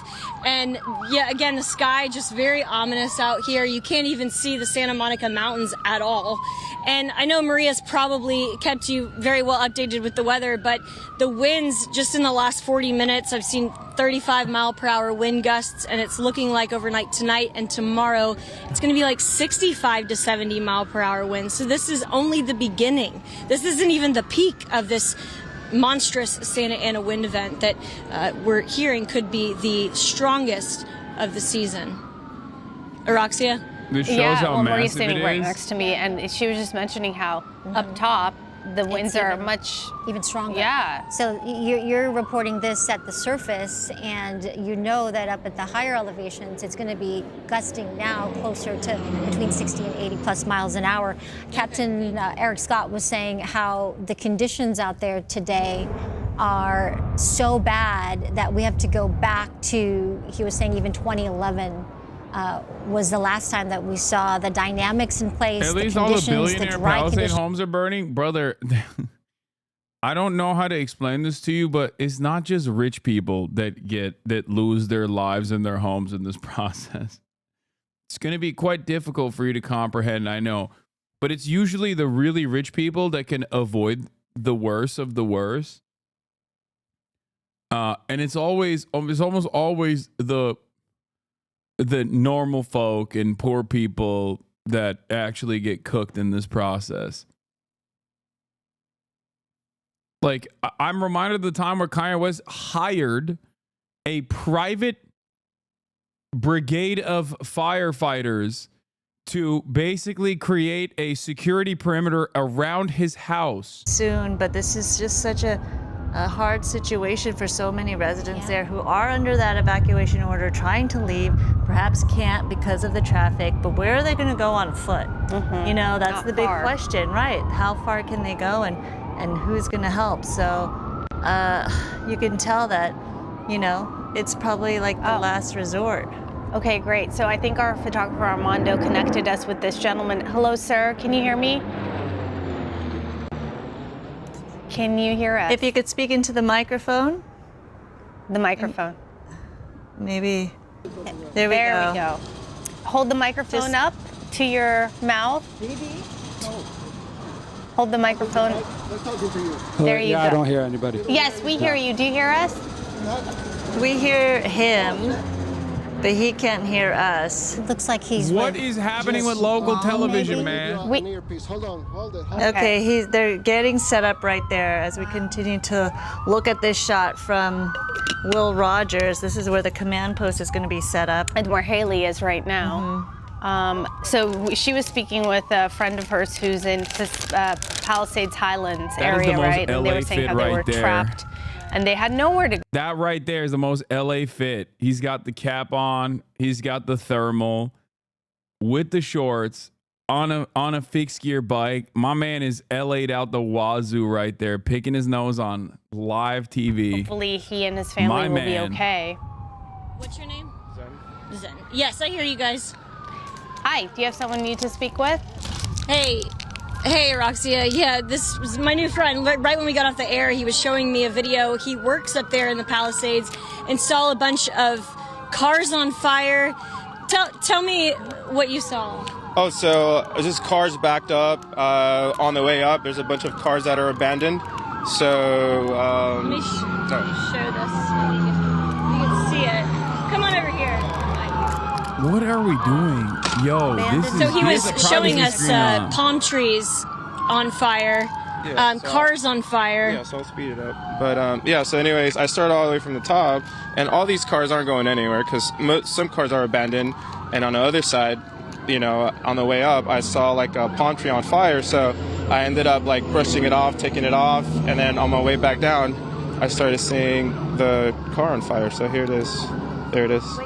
So all that other side is abandoned. So that's only going to get worse. And then see the van, you guys? Yeah. So Haley, where people are abandoning their cars, is it on the side of the road or just in the middle of the street? All fun and games as it gets a freaky note like, oh, I see you. I see you on TV, King. You looking hot as hell.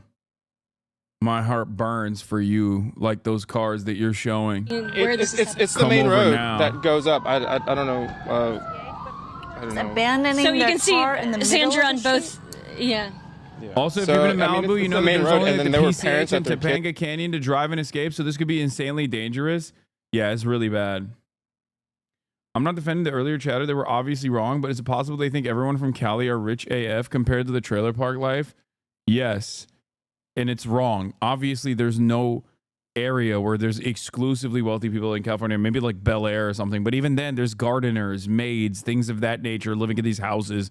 And they will always have a harder time evacuating than the rich people. Try to get it to you as soon as possible. But yeah, it's just the magnitude of this fire. And again, this is only the beginning, already up to 200 acres. That's another challenge that people are facing there. Thank you, Haley. The fact that the cell service is very spotty in that area to begin with on a good day. Now, on top of that, with these wind gusts and probably some power outages because these power lines are going down because of this fire and the smoke really impacting this area. So imagine if you're a resident living in these communities, trying to get the latest updates or trying to connect with someone. The average home price in Palisades is $3.5 million, so I don't give a F. Yeah, exactly. The average, which means that every house obviously is for wealthy people. And no such poor people even work in those houses. Also, there's still people. Like, I don't think they should die either. That's a crazy concept. Once again, we're doing the, I don't care about the systems. I only want the people to suffer. Listen, I am not in the business of undermining American government institutions. Okay? I want the American people to suffer. It takes like this. It makes people hate this community chat. Sometimes you got to pretend like you're in a room full of humans. Yeah, I know. It is takes like this that annoy people. And then I can't be the one correcting people because then they go, says you. It's because you're rich too. You should die in a fire as well. And it's like, okay, sure, dog. Just like, please have a semblance of normalcy for once in your life. Oh my Lord. Speak to those people. It was hard to make that connection, and they probably aren't quite in the mood to speak anyway, trying to get out of the area. Not sure how far they're going to get with having to be on foot, of course. We are still waiting there. Will Roger State Beach there on the right side of your screen, that parking lot right there is where the command post will be, where we can get hopefully some updated information. It's a little tough right now because obviously all hands on deck, and they are focused on getting this fire under control before they're able to relay information out to the public, but that'll be the gathering point.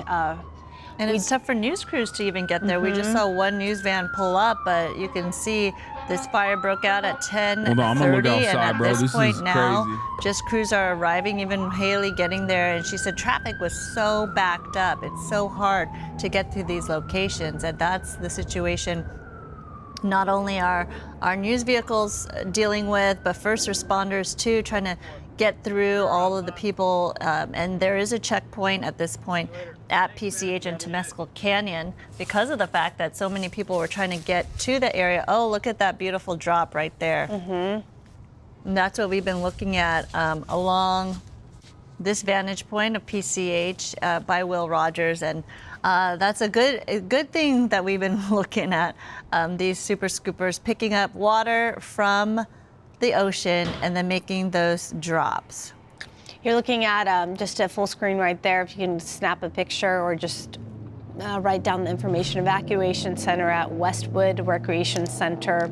That's at 1350 South Sepulveda. If you're able to get there or pass that information along to others who may be able to use that information.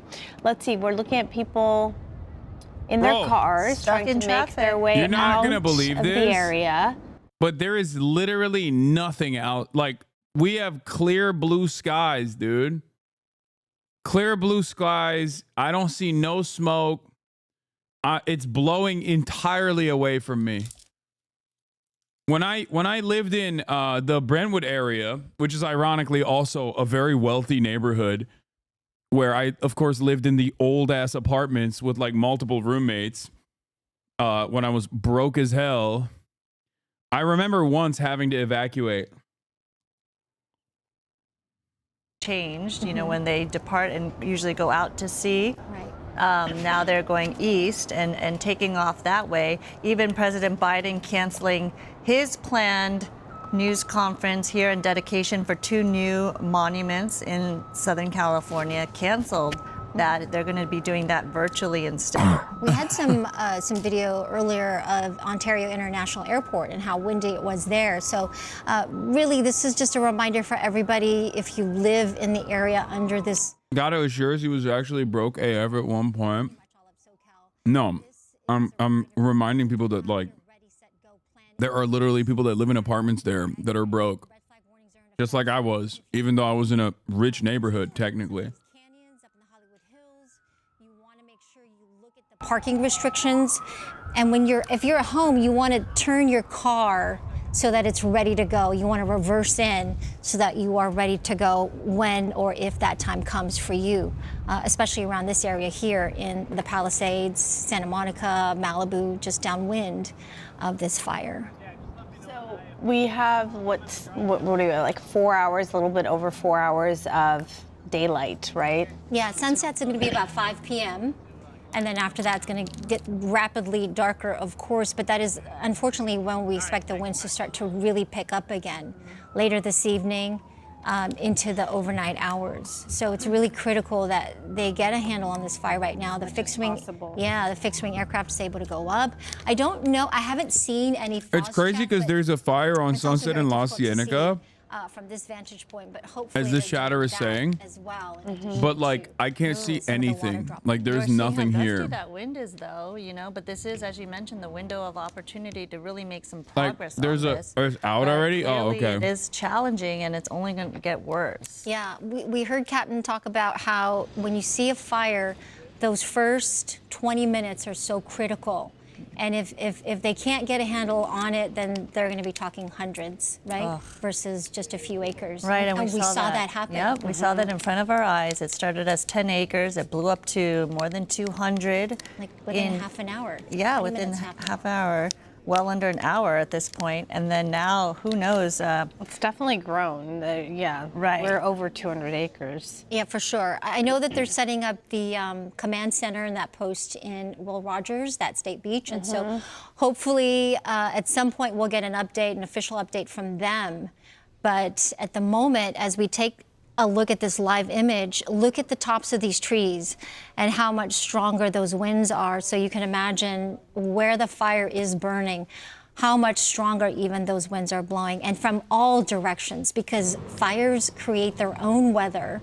And although the prevailing winds are coming out of the northeast, in and around the fire, it's just really very erratic, and it's coming from all directions. As that air rises, it sucks in all the air around it.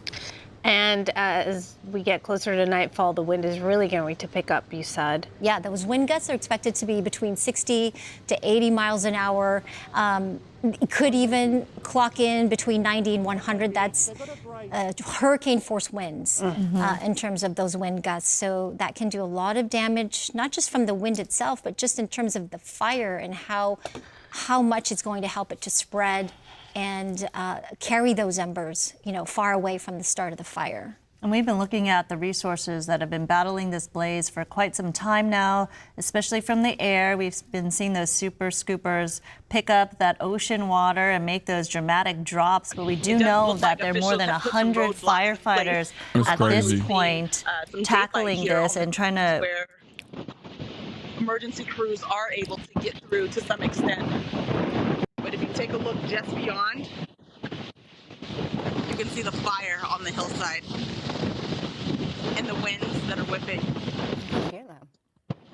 Seeing the danger that still remains and people still little by little trying to make it down that hillside. Oh, Cybertruck. Yeah, Carmer Dickerson there setting the scene. Yo, for stay us, away from that. Live there on Palisades Drive, and she said things have actually sort of, excuse me, calmed down, smoothed out here a bit from her last live shot here. Yeah, we want to bring in Chief Sam Giovanna. Chief, we see those flare-ups there next to those cars. I mean, this is so concerning. Again, we could see another car catch on fire because of this. And then, of course, we've got those embers to deal with the winds being so erratic. Hello, Chief. Chief, are you with us? Yes, can you hear me? Yes. We got you now, yeah. Yeah. This could be palm fronds that are dropped, that caught fire and are burning. But I want to go back to something, we talk about this wind and topography driven, but it's also, let's go back. We've had a lot of rain over the past few years. There's a lot of heavy fuels in these hillsides. And then let's not forget these homes can actually become a fuel itself. If we go back to the coastal fire in May of 2022 in Orange County, it was not a Santa Ana wind-driven day. It was just a normal day with an ocean breeze going up a hill, caught a home on fire. That home spread to a home, which ended up resulting in 20 homes destroyed. So sometimes you get the fuel that's the problem, the topography, the wind, and then even homes are like fuel themselves that can spread from home to home. So, again, we will say, Chief Sam, based on the conditions, based on the topography, we're not at all surprised at what we're seeing here and how it's all playing out. No, not at all. And we talk about this, Michael, even days when we did not have such strong winds and such a significant event like this, the danger. Living in Southern California, it's just here. Let's fast forward this. If the wind stopped... Enough. Slatty Matty, enough. Still remains high because everything now is even more dried out. We may not have the wind, but we certainly have the topography and the fuel. If a fire breaks out, the risk is going to remain with us for a while. We're going to need at least 5 to 7 Sometimes inches the of mods rain need to get before modded. the fuel moisture content in the hillsides change where it doesn't burn so easily. All right, Chief Sam, with that, we're going to put you on pause here for just a second and remind our viewers here, it's now 1 p.m. and you're watching the NBC4 News live breaking coverage of the wildfire burning now in Pacific Palisades. Yeah, this is the latest information from LA Fire. About 200 acres have burned so far. Evacuations have been ordered between Merrimack Road west to Topanga Canyon and south to PCH. The Westwood Recreation Center is now open for anyone, and then evacuated people who do need a place to go can go there. They also allow small animals. As we've been showing you all morning long and into the afternoon, we are seeing gridlock on PCH and on other major roadways as people try to get out of that area. The LA Fire Department now telling everyone head southbound on Palisades Drive to westbound Sunset, the southbound Pacific Coast Highway. As you can see, there's a significant loom up behind us. We're going to show you on the map where the fire is, where it's going, and what our evac concerns are.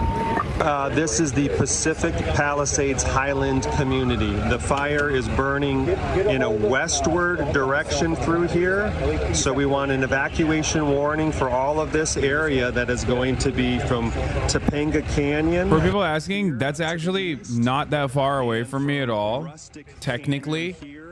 Technically, it's like, you know, without traffic, 25 to 30 minutes away, which is really close for LA standards. Having said that, or proximity-wise is even closer than that if you straight shot it, but because it's in the mountains, it's harder to get to. Having said that, the fire is going in the exact opposite direction. It's going away from me. Students will be moved to Brentwood Elementary Science Magnet, Paul Revere Charter Middle School. Students are being taken to University High School Charter. That's right. And schools are communicating directly with those families. If you have any questions, you can call the LAUSD Family Hotline. That number is 213-443-1300. All right, 102 here on a... Can you see your house from here? No, dude. I'm not anywhere near the coastline. She's with LA City Fire. Yeah, it's the winds. Thank you for being with us here Central Committee. It is the winds. We have 80 to 50... they were talking about 80 to 50 mile gusts of wind. And of course, predictably, the winds immediately... the winds immediately turned this into a massive issue. Melissa McGee, and again, we winds have the capacity to knock out power lines because our infrastructure is not hardened against that sort of thing, because why would it be? That would be woke. Also, Israel is in desperate need of funds. Hello, don't be selfish and anti-Semitic. Also, we do give billions of dollars to these the public utility companies anyway, to harden their infrastructure, and then they never do it because, excuse me, that's the profit motive. And then on top of that, essentially things that help. I don't even know what actually started this one, but the winds carry the fire pretty fast. What you're seeing on the ground. The fuel is all of the brush, the trees, anything, flying embers in the air as well. Things have been very dry here in Southern California. We've seen 0.16 inches of rain here in LA County. We should be closer to a little bit more than 4 inches at this point in our season. So the relative humidity will continue to drop as we go throughout the rest of the afternoon. And that's a problem because that will only help to spread fires more quickly because of the dry vegetation and low humidity on the ground. The other aspect in terms of the weather, the Santa Anas. This is a significant Santa Ana wind event. The National Weather Service has called this life-threatening in some instances. It's also said this is particularly dangerous. The third time they've used that type of language this season. So in terms of fires and the way fires spread more rapidly uphill. You've got the rising heat from the flames rapidly preheating the fuel further up the slope, causing it to ignite more quickly. So for every 10 degrees of slope, it doubles the speed of the fire. The latest observation data, specifically with the Palisades fire, we've got the Palisades winds gusting up to 12 miles per hour. Santa Monica Mountains, we've got gusts close to 50 miles per hour. And the issue is that as we go throughout the rest of tonight, the winds are only going to intensify. The relative humidity is going to drop, which will elevate the fire concern. Michael and Annabelle. Much for that. We want to touch base now with NBC4's Alex Rosier. He's live. It's pretty crazy, what are you dude. seeing? Who are you with? What information do you have for us now? I don't have IFB. Hey guys. There's only been one time where I had to evacuate. There's only been one. What we're seeing in this neighborhood. There's only one time where I've ever had to evacuate, chat, and that was when I was with Fish back in the day when I was living in Brentwood. But that was like, I think it was like a fire that was in the vicinity, but it moved past us. But I still had to evacuate one time. Many, many years ago. And the way I evacuated was by going to work, basically. I went to work. Anyway. Neighborhoods, and it's starting to happen. This is Lockman, and it's burned sort of around this knoll for some reason. We're on a ridge, but it's burned down into Palisades Drive, down into that canyon, and it's gone over to Bienvenida down that canyon. So there's that school, St. Matthew's over there, and Calvary on Palisades Drive. Both, I'm sure, are evacuated. So schools and homes impacted. A number of neighbors have already evacuated. What was... How ironic. A little bit ago, someone was saying the fog is fake. Now he's shaking in his billionaire shoes in his $10 trillion house. God is good. Hell yeah, baby. That's right. God is punishing me for questioning, undermining the narrative of the fog. God was like, oh yeah, you don't like the fog? Guess what, dude? Here, I'm gonna give you extra fog. This one is dark fog. Our house down by the village, and not this home on Lockman. It's been in the Highlands. We lived there for a little while. It's been around, but it's never burned this area. As you stand here, the wind's blowing, the smoke around us. What's going through your mind? It's a strong wind. It's stronger than normal, so that's what drives the fire. There could be an ember a half mile away, and it catches the wind, and it lands over here and starts a whole new deal. I've seen several of them just start out of nowhere. Like a big plume took off over to our right, and it's like, there goes another one. So if something like that were to land around us, we could put it out. That'd be great. But if not, we'll get out of here. Stuart, thank you for your time. Stay safe out there. I wish the best for you and your family and your neighborhood. Take care of yourself. I appreciate that. But we again are here at Lockman and Glenhaven, watching this fast-moving fire, the wind shifting in a variety of directions, smoke around us, and at many times we've seen flames on the hillside so close to several... Seems like a white neighborhood. Oh well, in general. Is this affecting poor people or rich people? Hopefully rich.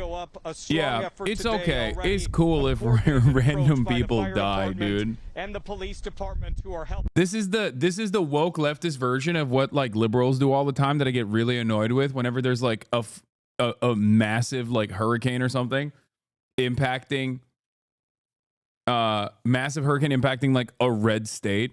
And they'll come in here and be like, well, they voted for this. I'm like, oh my God. What do I have to do? Bludgeon you in the head with empathy? Like, how do we do this? Like, I get so annoyed. I get so annoyed when liberals do this about like red states. And I routinely yell at chat.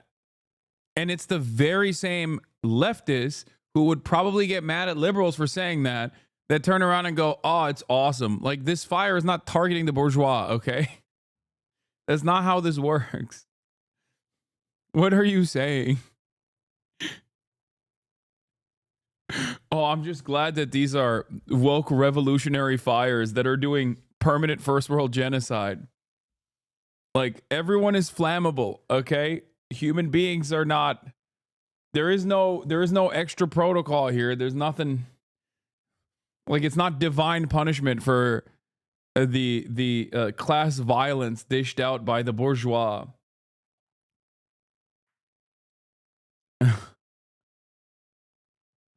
What are you guys saying? And don't come at me. Oh, it's just people. I'm the worst person to clap back against this because everyone goes, it's because you're rich. You're a class enemy as well. It's like, yes, you're right. I should be. Me and my whole family should die in a burning fire, okay, for the crimes that I have committed. Just like those random people as well. And also, just like the people in Florida deserve their untimely demise due to the hurricanes because they voted for it. They voted for the hurricanes. The immortal spirit of Lenin rides on the burning horse of class struggle. What is this? They wouldn't have empathy for you if the shoe was on the other foot. No, my point is like this is something that I get really annoyed by when people talk about with like Florida or North Carolina or like random places where there's like literally just chatters that live there, and other liberals will come into the community and will just say some of the most annoying things, right? Like empathy is not supposed to be transactional. And not only that, but also it's just like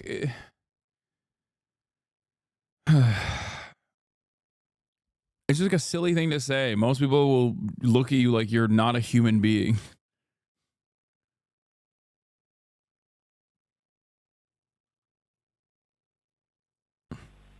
Yeah, it's very congested, and then you have a lot of cars, and sometimes people will just leave the car right in the middle of the road. Is there already no danger? No. No. Off on the side of the curb.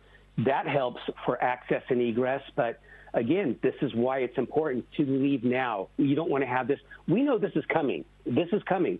So to the communities to the west of this, that if you're in the path of this fire, leave Why now. didn't these people leave earlier?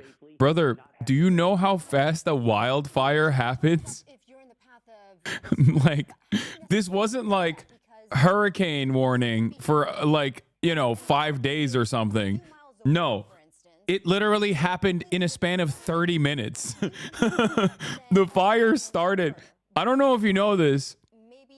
But fires are very sudden. Okay. They are kind of notorious for being very sudden.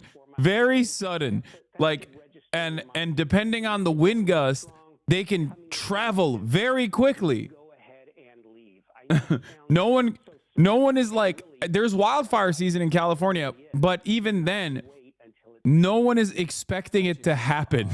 Sadly, a lot of these homeowners are at a disadvantage because this fire broke out. While most Say you live up north without saying you live up north. No, I mean, there are areas prone to wildfires for sure. But even then, it's like quite difficult. It's quite difficult to get out of its way. What to do? In fact, you feel helpless at this point. Yeah, you do, and that's why we talked about this, and a lot as of lately. Prepare your home now. Think about before. Chatter has never heard the expression "spreads like a wildfire." Yeah, I don't really understand. I don't know how that happened. Into my neighborhood or to my house. Just start thinking. Speaking of, you should probably have a go bag ready. Okay. The thing is, I live in the middle of one of the most densely slammed urban areas in Los Angeles. Okay. I'm in the middle of a city. Like, this is the only area that is like closely resembling a city. I do not live around a forest. I do not live in the pathway of brush fires.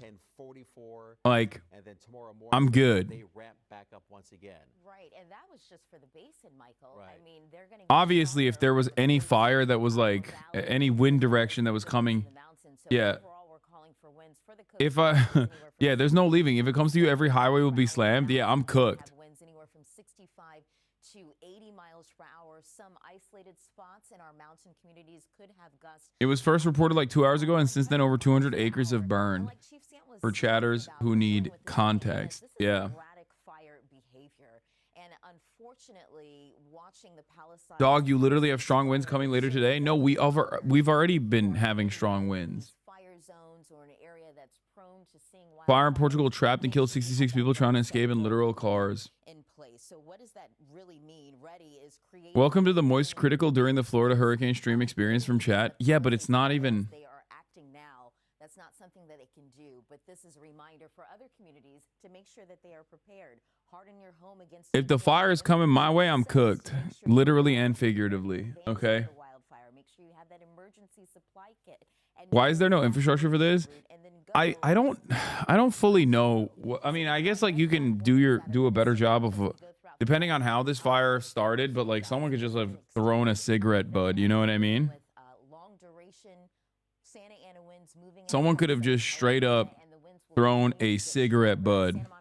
They've got winds gusting up to 60 miles per hour. And as we're watching the images on the right of your screen, the firefighter tackle the flames of what looks like a structure. Or a gender reveal. Now you're dealing with flying embers in hot spots. So this is a concern, and this is why we say erratic wind behavior, because we're dealing with a specific fire. And on top of that fire, you've got flames that are burning in between those hot spots. You know, Melissa, you talk about these, fire-prone areas and how, preparation and being proactive is key, but we're now seeing wind gusts in these wind-sheltered areas, and we typically don't see winds like this in these areas. So those folks are now at risk to some degree. Exactly. So we're talking about areas like Altadena, Burbank, San Fernando Valley, Beverly Hills, areas in Pasadena that are typically not going to see a lot of these strong winds that we see through the canyons and passes, for example, the Cajon Pass, the Banning Pass.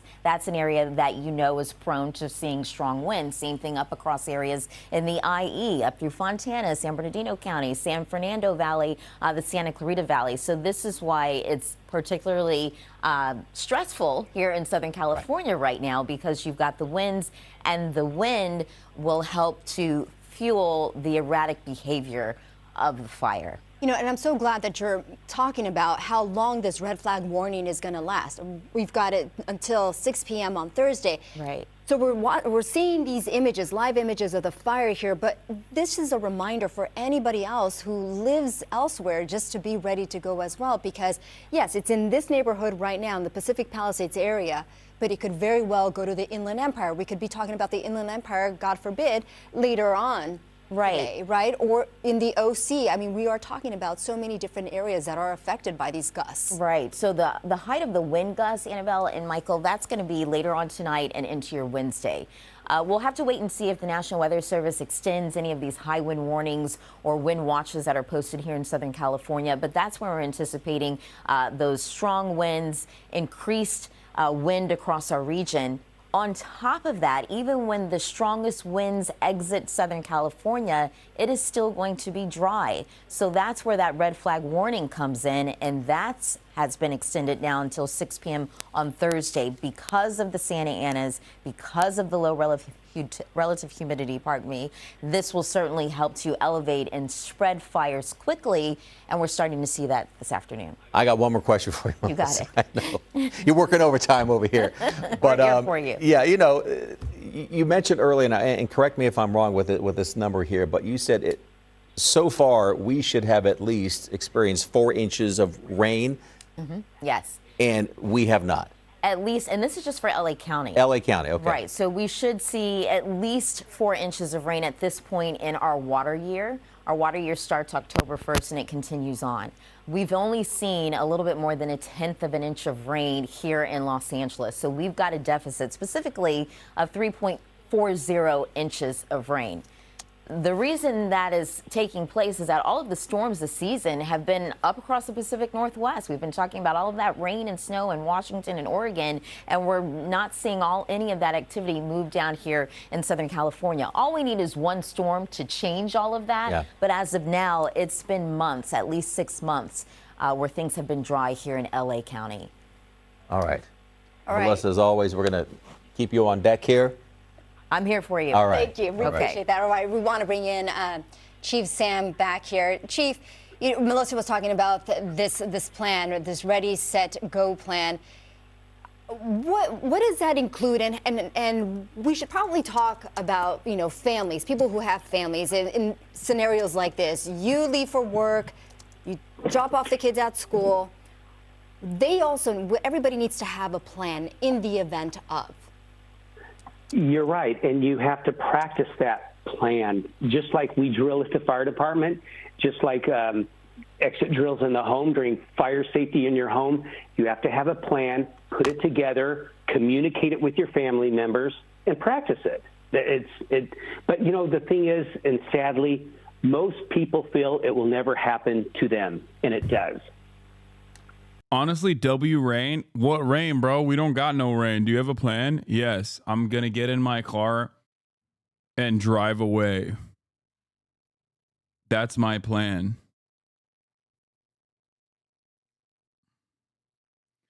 Chatters, if you're not on the path of the fire, you should stay home to leave the roads open for evacuees and emergency vehicles. Yeah.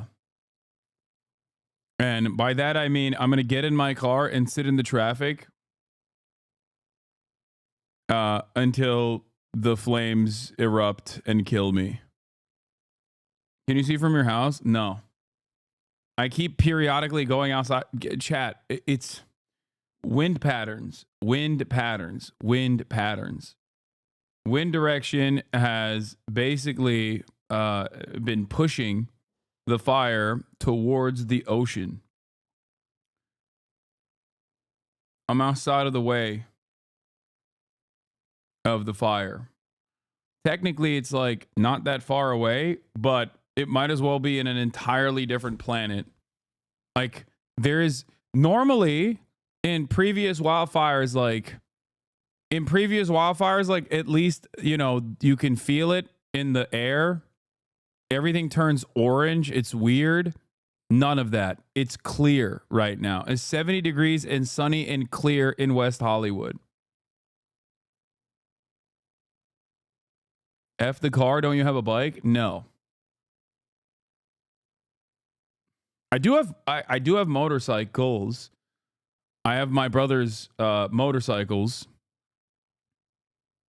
Technically, I have a Triumph and a DRX. So if I wanted to, I just don't know how to bike. But if I wanted to, I have the DRX that also has, I have a DRX with a saw kit in the back. Like a electric with a chainsaw on it. Because Murad is a sawyer. As in he sometimes rides out and clears brush and like debris from like I guess he like volunteers to do stuff like that. You have a DRX and Colors of a Socialist? Wait, what? A DRX? It's like, what? Am I saying the wrong thing? It's like the entry-level dirt bike. What are you talking about? Maybe I'm saying the wrong thing? Isn't it? Sorry, I misunderstood. Yeah, it's... Yeah, no, it is. It's like a DRX is an entry-level dirt bike, chatter. It's pretty sure it's like yeah,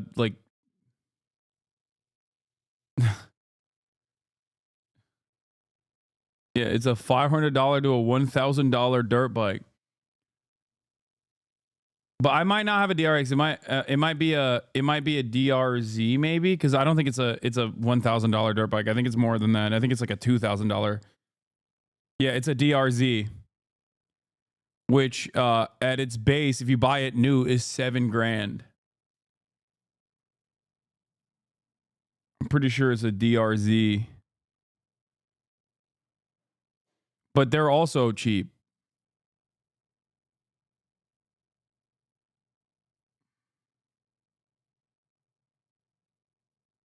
San Gabriel Valley just started getting hit with the winds. This was the biggest gust I've ever felt, and it shook my house. That's expensive, dude. It's also not mine. It's my brother's, and he definitely is not wealthy. So you're still like, it's just my brother makes less money than half of the chatters in here, and he's like getting pocket watched for a secondhand DRZ that he purchased for like $4,000.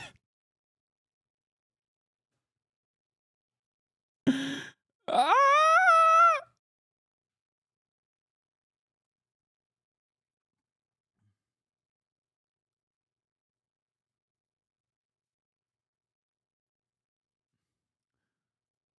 By extension, he's also a fake socialist. All right. Let's get back to Donald Trump as everything is on fire. Here's a house being burned up. That's crazy.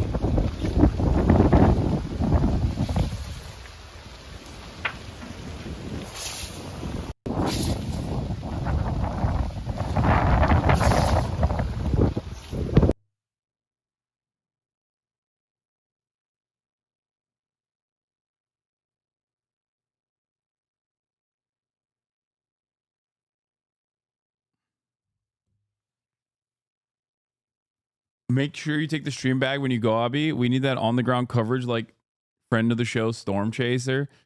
Yeah, I'm gonna be honest with you, chatters. I don't think I'll be worrying about if it ever got to the point of like genuine evacuation that is an absolute necessity. I think for me, I think it's going to be past the point of streaming. Because like if I am in the middle of West Hollywood caught in an evacuation zone, there is a much more dire situation at that point. We're talking like straight up like entire swaths of Los Angeles being lit on fire with tens of thousands of people dying. You understand? I can try to stream it, but I don't think the ISPs will be holding out at that point.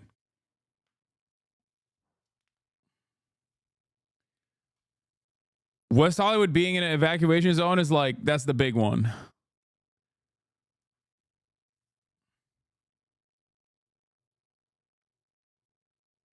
I'm telling you, dude, the pool would save your ass. So what do I do? Do I just, when the wildfires are happening, I just dive into my pool?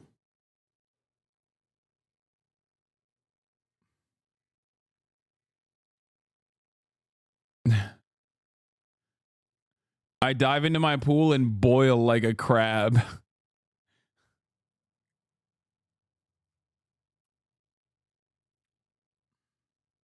Appeal, they couldn't beat the appeal.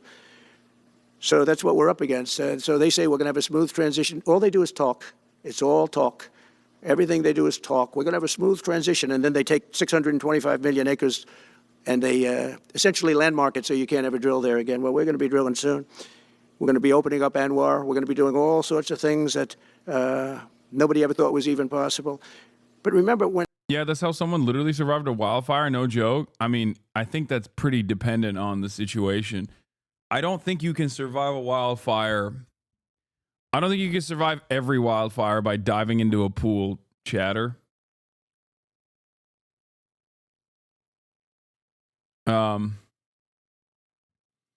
No, there was a person in California who went into their pool because they couldn't evac and survived. Like what? Was he in a scuba tank? Like, I don't understand. Oh, he did. Oh my God. An Australian man is told how he survived a huge bushfire by jumping into his neighbor's pool wearing scuba gear.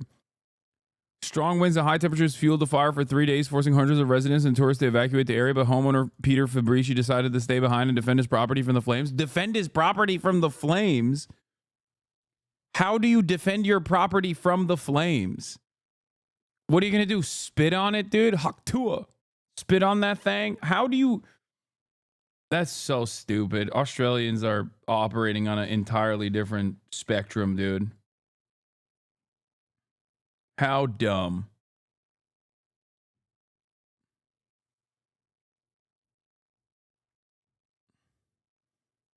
After the 53-year-old made sure his wife was safely away from the approaching fire, he returned to the house and got a scuba gear out to help him breathe in the smoke.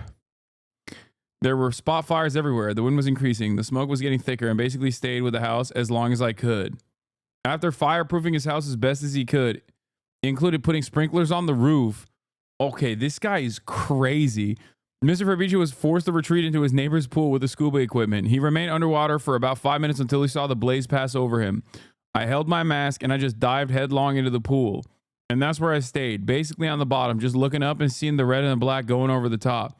Mr. Fabrici not only managed to save his own life, but his home is still standing. Bro, they're showing this as a successful strategy. Oh my God, Australia is so crazy. Australians are so insane. Sprinklers on roof is normal in Australian bushland.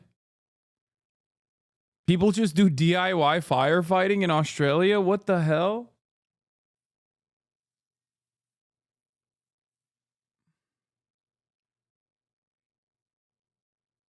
After the fire passed, I stuck my head up at the end of the pool. I had a direct view of our house, and I was just absolutely amazed. There were no flames coming from it.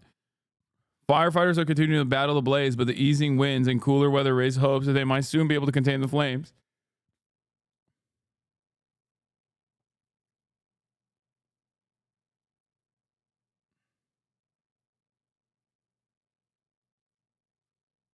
built a moat around my house to combat wildfires. Hello, how's it going? Today I'm building a moat around my house to combat wildfires. And just to get off the subject, because I couldn't believe it when I heard it yesterday. I couldn't believe the size of it. I mean, you put down a map and put this up. It's just massive. And remember that that's worth probably, I mean, I've had estimates, $40 to $50 trillion. That's more than our national debt. Essentially, he's thrown it away. He's thrown it away. He's taken $50 trillion.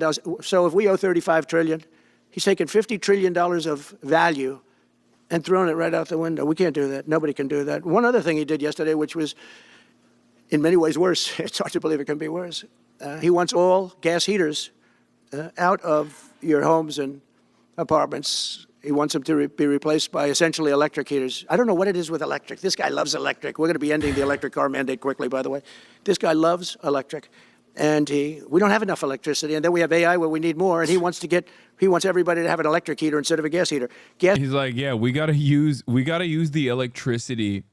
We gotta use our grid for the AI and not like electric heaters and things of that nature that are genuinely better, not for the environment necessarily, but just for like the health of the people. We are going to make sure that people are getting carbon monoxide poisoning. I do not care. We are going to... How else will they vote for me? Unless they have... unless they're introduced to these toxic fumes at an early age and then maybe have cancer down the line. How else? How else will we make sure that our beautiful industry of healthcare continues contributing to the GDP? Gas heater is much less expensive. The heat is much better. It's a much better heat. As the expression goes, you don't itch.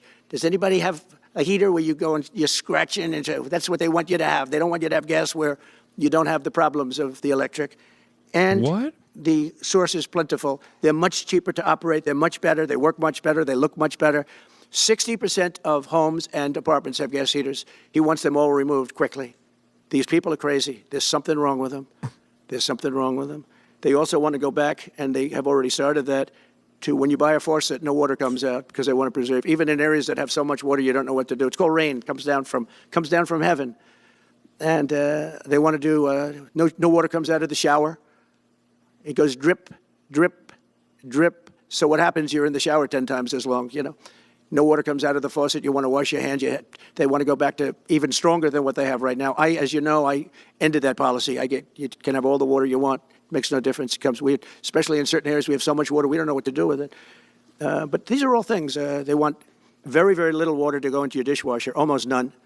And you know what people do? They just keep pressing, keep it going. They end up using more water. Likewise, washing machines. They want in your washing machine to have very little water coming out of the washing machine. So when you wash your clothing, you have to wash it 4 times instead of once. You end up using more water. We're a party of common sense, and things that I'm telling you now is really all about common sense. On January 20th, we'll turn the economy around very quickly, because right now when I think of our economy, I think about inflation. That's what we have. We have inflation, I believe, at a level that we never had before. There's never been anything like it. And over the next 4 years, the United States is going to take off like a rocket ship. But really, it's already doing it. If you take a look, just last month, SoftBank announced the $200 billion. I think it'll be 200. He said between 100, and I said, how about making it 200? And he sort of said yes, but let's say it's 100, but it might be 200, right, Brian? Dollars, United States, creating more than 100,000 jobs. Hussein just announced a tremendous investment that he's going to make, and that's money that's in the bank. He's going to come and do it, and he'll do a great job, and he'll build the best centers in the country, I guarantee, because I know the way he builds. Since my election, the stock market has set records. The S&P 500 index has broken above 6,000 points for the first time ever, never even close. In a single month, small business optimism soared 41 points. It's not a 41. It went up 41 points. And that's the largest in the 39-year history of the group that does it. According to Gallup, the American people's confidence in the economy has just surged to the highest level in history. That's why I have a news conference like that. I take the greatest business leaders in the world. I say, hey, do you want to say you're going to invest the money? They're not looking for news conferences. They're saying, what am I doing here? They go in and they invest money. But it's good to know. Do you think a re-education program is necessary for America at this point? How about education? I think what is necessary is an education program. Like, we can get to the re-education program if people are educated to begin with. I think we got to start at the point of education first, and then we'll move on to re-education, you know? Know where the smartest business people in the world are investing, and they're investing in the United States. So we've done this all in 2 months of not being there. You know, we haven't been there. And it's pretty amazing. Yeah. And America needs like a Fidel Castro style figure to improve the literacy rates, okay? Like, that's what we need right now.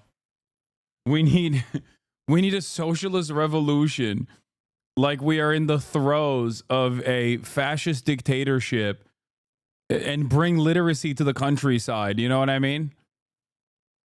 That's what we need. Unironically, that's where we're at in the wealthiest nation on the planet at this point. we think we're going to do some really great things. Really great things. We're being respected again all over the world. The Panama Canal is a disgrace, what took place at the Panama Canal.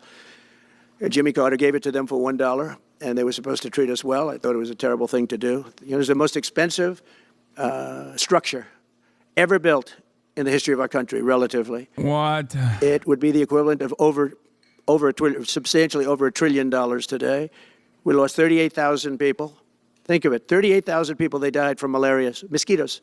They were unable to stop the mosquitoes. They paid people 5 times more to take the job. Many of those people died. We gave it away for $1. But the deal was that, you know, they have to treat us fairly. They don't treat us fairly. They charge more for our ships than they charge for ships of other countries. They charge more for... He wants to take the Panama Canal. He wants to seize it.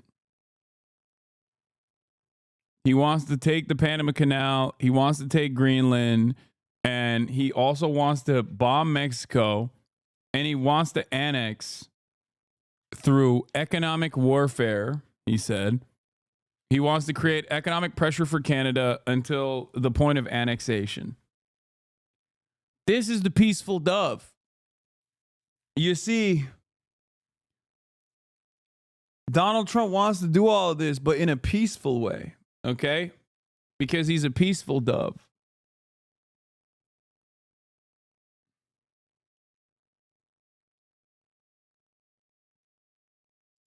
for our Navy than they charge for navies of other countries.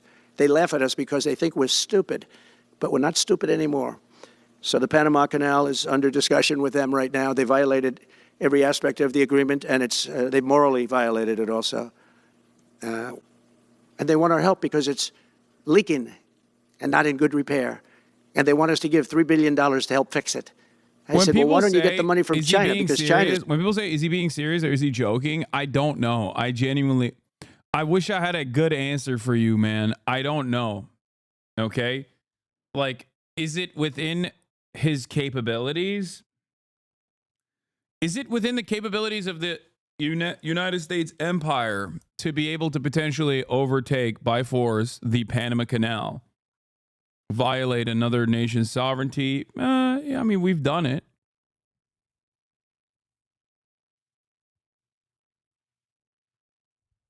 I don't know. I mean, at first I thought he was joking.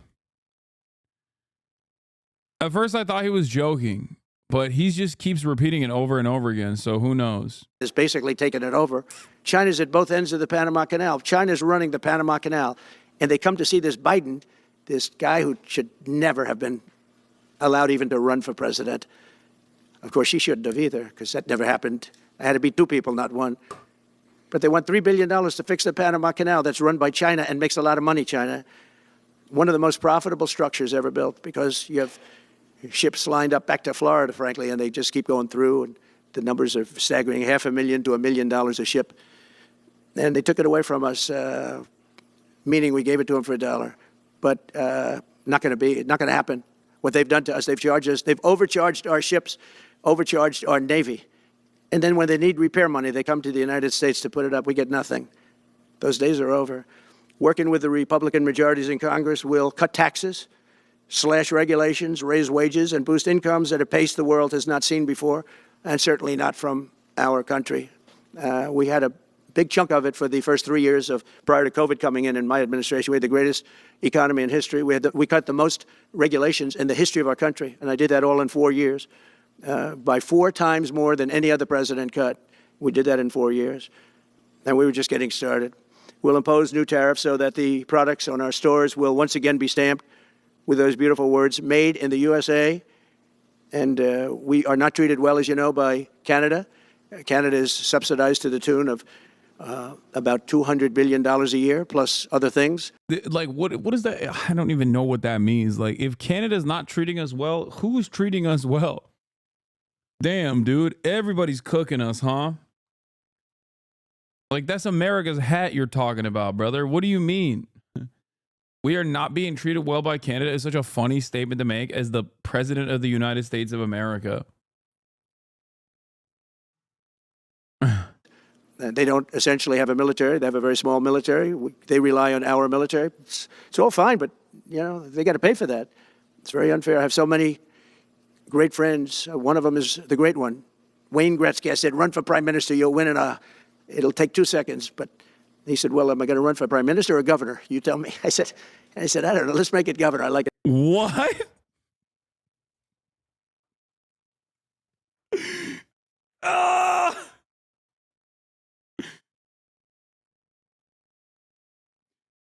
He's saying get Wayne Gretzky to be the governor of Canada and Canada to be a state. God damn. Yeah, he invited Wayne to Mar-a-Lago and told him to run for governor.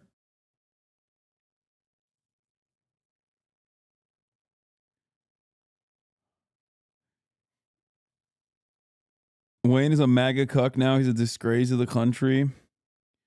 You will see many such cases of that. It won't just be Wayne Gretzky.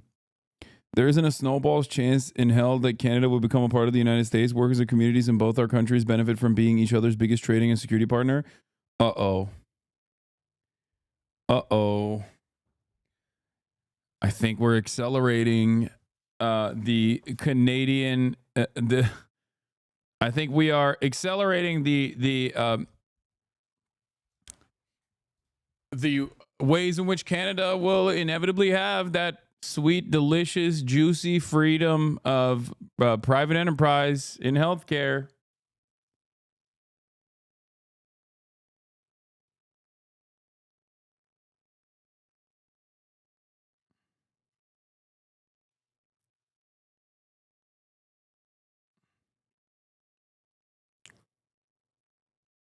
Especially when you got disgraced, now resigned 23rd Prime Minister of Canada, Justin Trudeau, saying this will never happen.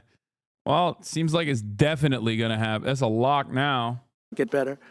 But no, something's going to have to be done. Same thing with Mexico. We have a massive deficit with Mexico, and we help Mexico a lot. They're essentially run by the cartels, and can't let that happen. Mexico's really in trouble, a lot of trouble. Very dangerous place. And we're going to be announcing at a future date pretty soon. We're going to change because we do most of the work there, and it's ours.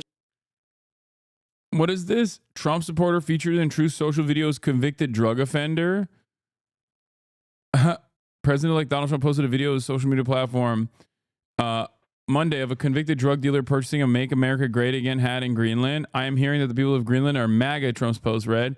Greenland is an incredible place and that people will benefit tremendously if and when it becomes a part of our nation. We will protect it and cherish it from a very vicious outside world. Make Greenland great again. That's Magaga. Newsweek has reached out to Trump's transition team for comment.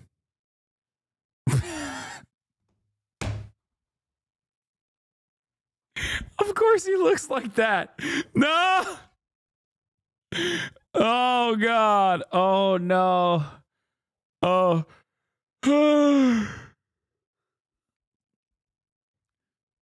Oh, my God. Oh, no way.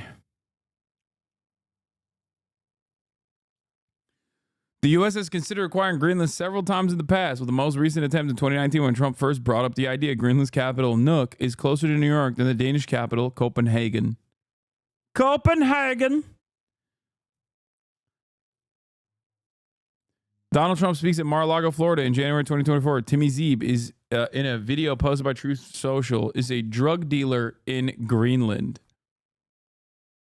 He was sentenced to 4 years in prison in one of the country's largest cannabis cases. I mean, yeah, who cares? He sells. I'm hearing that the people of Greenland are MAGA. My son, Don Jr., and various, he's going to pardon him.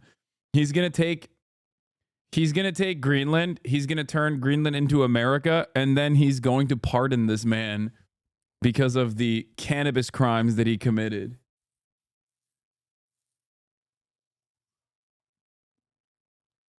Wait, let's see. I want to watch the video. Okay. So, like, if you could tell Trump anything, what would it be? Buy us. Buy Greenland? Buy Greenland. Why do you want Trump to buy Greenland? Because we don't want to be colonized by Danish government anymore. We get ripped every year about... Wait, why does he sound like he's Maori? What the hell is this accent, man?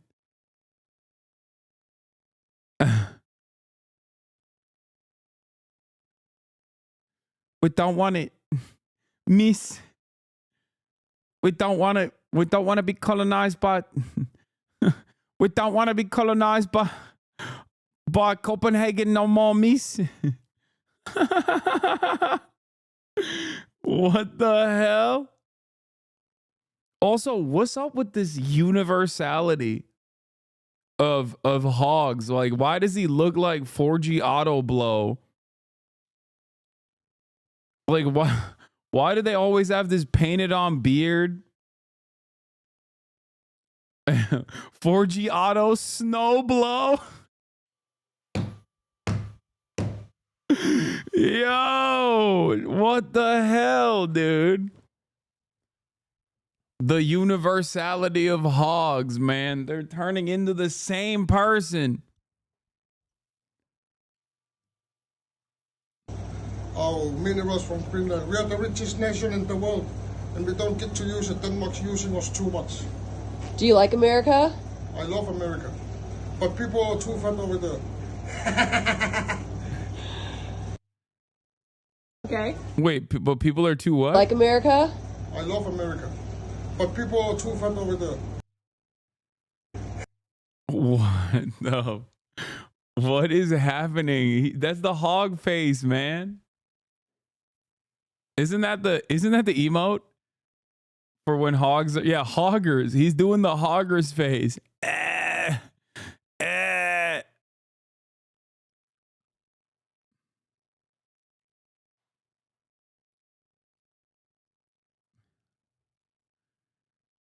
That Arcteryx is fighting for his life. I didn't even know they made it hog size like that. Have you ever seen this insane lib hopium Trudeau tweet? Yeah, I have. Justin Trudeau can become president of the United States in 2028 if Canada becomes the 51st state in America. I know. It's fantastic. Yeah. He should come here to mess up our country too. We're going to be changing sort of the opposite of Biden, where he's closing everything up, essentially getting rid of $50 to $60 trillion worth of assets. We're going to be changing the name of the Gulf of Mexico. Donald Trump talked to Greenlandic people via phone. Trump calls in to Trump Jr.'s visit to Greenland, makes the argument for why the country should join American territory. And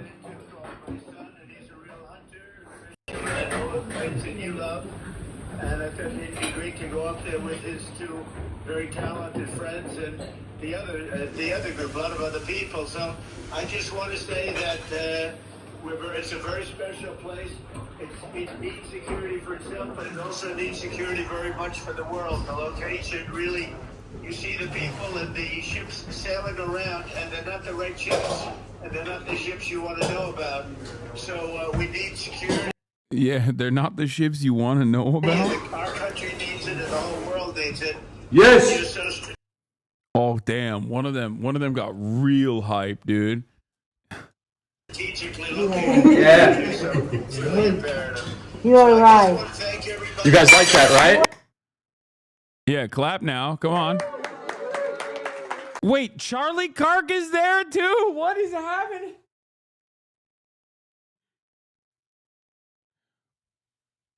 Dude, I don't know enough about I know about the history of colonies, but I wonder if it was like this lame.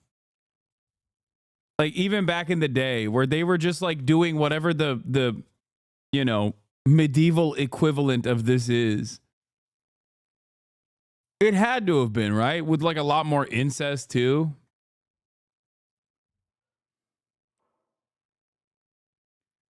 I do the older I get, the more I realize time is indeed a flat circle, where the more I see people just like analyze things that are happening around them and assume that this is some kind of like heaven sent plague or whatever, and not something that is scientifically traceable. Even with readily available information beyond our phones that are so endlessly accessible, people still choose to not see that at all and assume that it's like some kind of divine intervention. If they're doing that, if they think fog is nanomachines, okay, which is no different than looking at the burning ball up in the sky and thinking that is God and magic, then yeah, this has got to be the same exact thing that was happening back in the day, you know?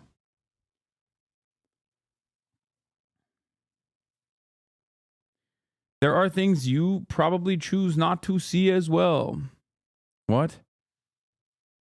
Yeah, no, you're right. For context, this is like if Joe Biden sent Hunter on a foreign state visit and Hunter invited you to come with him. I know. Yeah. Yeah. Imagine in an alternate universe, Joe Biden is like, "Hey, look alive, Jack. We're taking over the Panama Canal." And then he sends Hunter down there and I'm with Hunter. It's like me and Hunter at Panama being like, "All right, we're taking it over for the Mac attack." Jealous? Yeah, I'm so jealous. Yeah, we're learning a lot. It's been great. Actually, incredibly beautiful place. The people are incredible. The welcome was spectacular. It's pretty amazing. Well, that's great. Well, you go have a good time, everybody, and we're going to treat you well. You know that. And just take care of yourselves. Thank you all very much. See you soon. Be good. Thank you. Yeah, I thought Trump was the great isolationist. What happened? I thought he was America first. How is doing a colonial occupation on Greenland going to improve the lives of all of the many MAGA charlatans that voted for him? I'm having a hard time. This is like, and before you say, "Oh, well, there's bounty there. There's natural resources there." Okay, there was natural resources at Iraq too. That's why we invaded. Did you see any of those benefits? No. American foreign intervention is never done to improve the immediate lives of American citizens. As a matter of fact, it has a negative impact on the lives of the average citizens. Their sons and daughters go out and die for no reason. Go to the Gulf of America, which has a beautiful ring that covers a lot of territory. The Gulf of America, what a beautiful name. And it's appropriate. Oh, yeah, he's changing the Gulf of Mexico and renaming it to the Gulf of America. It's appropriate. And Mexico has to stop allowing millions of people to pour into our country. They can stop them. And we're going to put very serious tariffs on Mexico and Canada, because Canada, they come through Canada too, and the drugs that are coming through are at record numbers. So we're going to make up for that by putting tariffs on Mexico and Canada, substantial tariffs. And we want to get along with everybody, but you know they have to. It takes two to tango. We're approaching the dawn of America's golden age. It's going to be a golden age for America. We have things that nobody else has. We have more natural resources. We have number one. Nobody knew that until I came along. I made us number one. We were number three. I made us number one in a very short period of time in drilling. And you know, you can talk about windmills. They litter our country. They're littered all over our country, like dropping paper, like dropping garbage in a field. And that's what happens to them, because in a period of time, they turn to garbage. Most expensive energy ever. They only work if you get subsidy. The only people that want them are the people that are getting rich off windmills, getting massive subsidies from the U.S. government. And it's the most expensive energy there is. It's many, many times more expensive than clean natural gas. So we're going to try and have a policy where no windmills are being built. You know, off the coast of New Jersey, they want to build like 200 windmills. The people are going crazy. Nobody wants them, and they're very expensive. He hates the windmills, and it's just entirely because of his own personal agenda in Scotland. God damn, dude. They built some windmills near the coastline of his golf course, and he hates them so much. He hates them so much. It's crazy. Like, obviously it's in line with the whole, you know, I hate renewable energy. We got to go all in on fossil fuels and oil and gas. But I think his like additional smoke for windmills directly stem from his own personal anger. I wrote a paper about his hatred of windmills almost 10 years ago, about his comments 25 years ago. Yeah, he's had smoke for windmills since they created an aesthetic problem for his golf course. Expensive. They don't work without subsidy. You don't want energy that needs subsidy. Energy is a good business. You don't need subsidy. You don't need subsidies? Huh, that's interesting. What about the fossil fuel industry then? Excuse me. What energy production in the United States of America does not rely on billions of dollars of subsidies? What do you mean? What do you mean?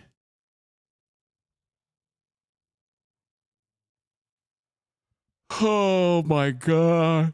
There is nothing. There is nothing. There's no major industry in this country that doesn't require a tremendous amount of subsidies.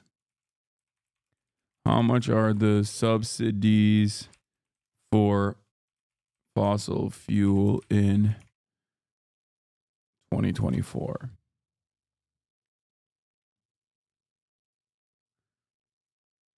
Let's see. No, he's talking about renewables. He's talking about renewables need subsidies this bad.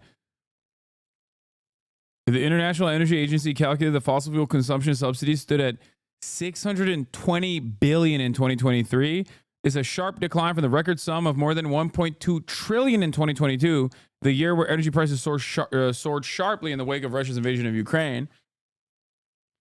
Other calculations taking into account the wider ramifications come out with a much bigger number. This is like the globe. I want to see what the American subsidies look like. According to the IMF, the U.S. government ranks second in the world in its support of the oil and gas industry. The U.S. federal and state governments give fossil fuel industry over $20.5 billion in support each year through the tax code, inadequate royalty rates, and direct funding.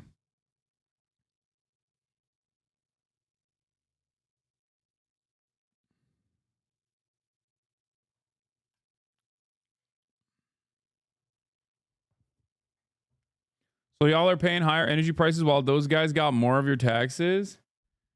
I mean, America doesn't pay that high in energy prices.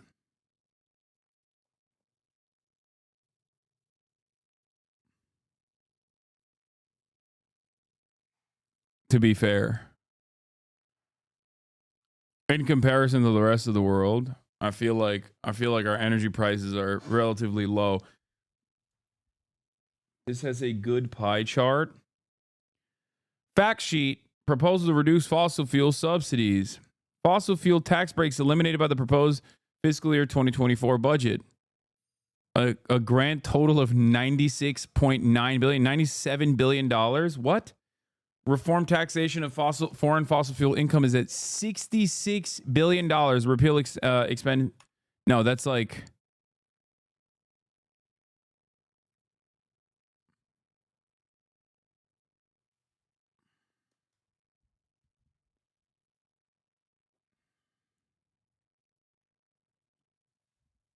Is it reasonable to think that Trump is threatening to take over the Panama Canal in Greenland in order to get kicked out of NATO instead of outright leaving NATO? Okay. A lot of people are terrified of Donald Trump leaving NATO and were when he was president, and he didn't do it last time. And I don't think he's going to do it this time either. He'll extract more money from other NATO countries for the security partnership. It's basically NATO is a protection racket that benefits the United States of America. We are NATO. Without NATO, we do not have control over the entire globe, okay?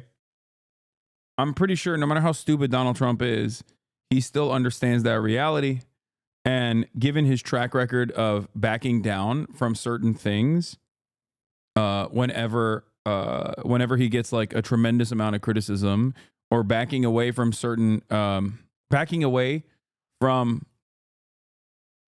initiatives when it actually harms the bottom line of his big donors, Donald Trump was never actually going to go against NATO. NATO is profoundly important for the military-industrial complex, and Donald Trump understands how important that is. It's also very important for continued American imperialism around the globe. But when you build these massive towers, and they're 25 stories tall, 40 stories, they have 170 stories tall. The blades, they take 3 ships to ship them. It's crazy. They're dangerous. You see what's happening up in... What are the benefits of being subscribed to you? You can avoid ads at the top of the hour, even though I don't run them anymore. But you can act like you're avoiding them. You can send me links. You can use the emotes all around the website. What else? You can avoid like certain slowdowns and stuff like that in the chat every now and then. You can get subscriber access on the Discord as well. And you get to support the stream, the broadcast. This is the #1 revenue stream for the broadcast. This is the only revenue stream for the HasanAbi broadcast, really. That's it. Israel spends 5% and is in a constant state of war. Russia spends 6% while at war with Ukraine being supplied by NATO. 5% spending would basically mean war with Russia, or it is, again, a stupid negotiation tactic for a ridiculously high starting bid. May Poontang, thank you for the 10 tier 1 gifted subs, allowing 10 people to no longer see the ads, even though everyone can no longer see the ads.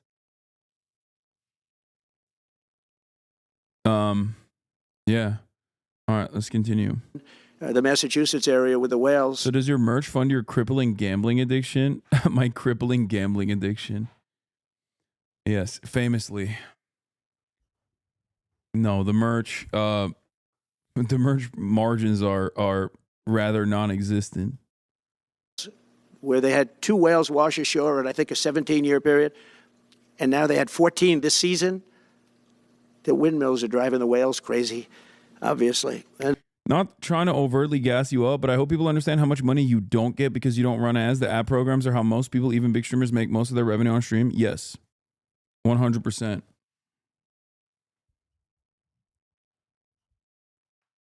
And they had actually... Zylax, thank you for the 100 gifted subs. God damn. Over, I think, 125 or something over a number of years.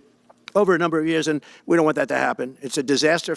It's amazing the way a true environmentalist would say, oh, we love wind. It sounds good, but that's about where it ends. You know, after 10 years, you have to redo them. And what happens is they don't do that. They let them stand and they rust, and they say, because of the environment, I'm not a believer in this, but they say you can't, because it's a certain fiberglass, that the blades cannot be buried in earth, that's an environment. So what do you do with them?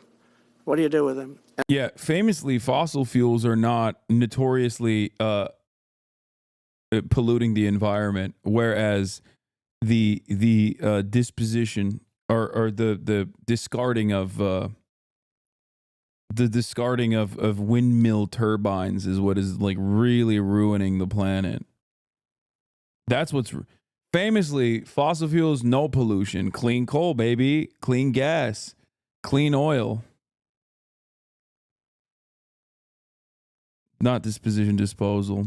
Sorry. And I don't know if you've ever gone to Palm Springs, California, or any of these places where you have long-term windmills standing. They're a disaster. They're rusting, rotting, closed, falling down. This is as you enter Palm Springs. And they put new ones next to them because nobody wants to take them down, because why should they take them down? It's very expensive to take them down. And you can't do anything with them because the blades, you can't bury them because of the environmental protection. We'll look at that. Doesn't make sense, but that's what they say. So we are at the beginning of a great, beautiful golden age of business. And I think we're also at a golden age of common sense, because everything I'm saying to you, from a simple water faucet that doesn't allow water to come out appropriately, to all of the other elements of SF Dubs, what we do, thank you for what the we're 5 going to gifted do, subs. to take $50 to $60 trillion off our country's balance sheet because some man that has no idea what he's doing, has no idea. You know it, I know it, the Democrats know it. What they did is a crime by allowing that to happen. And I'll bet you, if you asked him today, how much acreage did you submit? Essentially, did you destroy? You destroyed the economic viability of drilling in the ocean. And with AI coming along and all, you know, a lot of people don't realize that AI is going to be a Funny how he doesn't bring up the 8,000 zombie oil wells in Texas. Yeah, the environmental impact in the aftermath of its use cycle for a wind turbine is so minuscule in comparison to the oil and gas industry and their, you know, broadly accepted horrifying practices. I don't even, like, putting it up side by side with one another is just like insane. It's like comparing getting tickled by a child to being shot directly in the head with a .50 caliber. What are we doing? What kind of conversation is this? And it is so, like, it's just so stupid, but it doesn't matter. I need you guys to understand something, okay? I need you to understand something. Things are going to get worse. People are going to get dumber. Okay. And what the truth does not matter. Is it true about the whales though? No, dude, it is not true about the.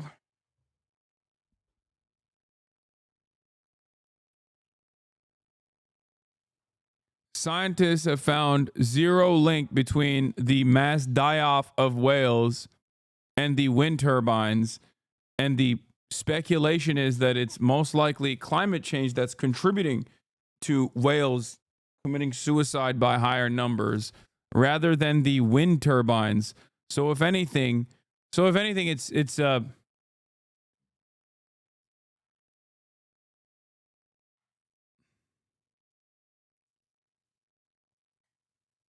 yeah, if you worry about the whales, you should worry about the sonar instead.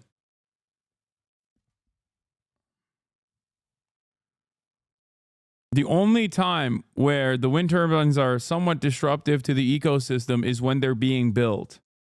That's it.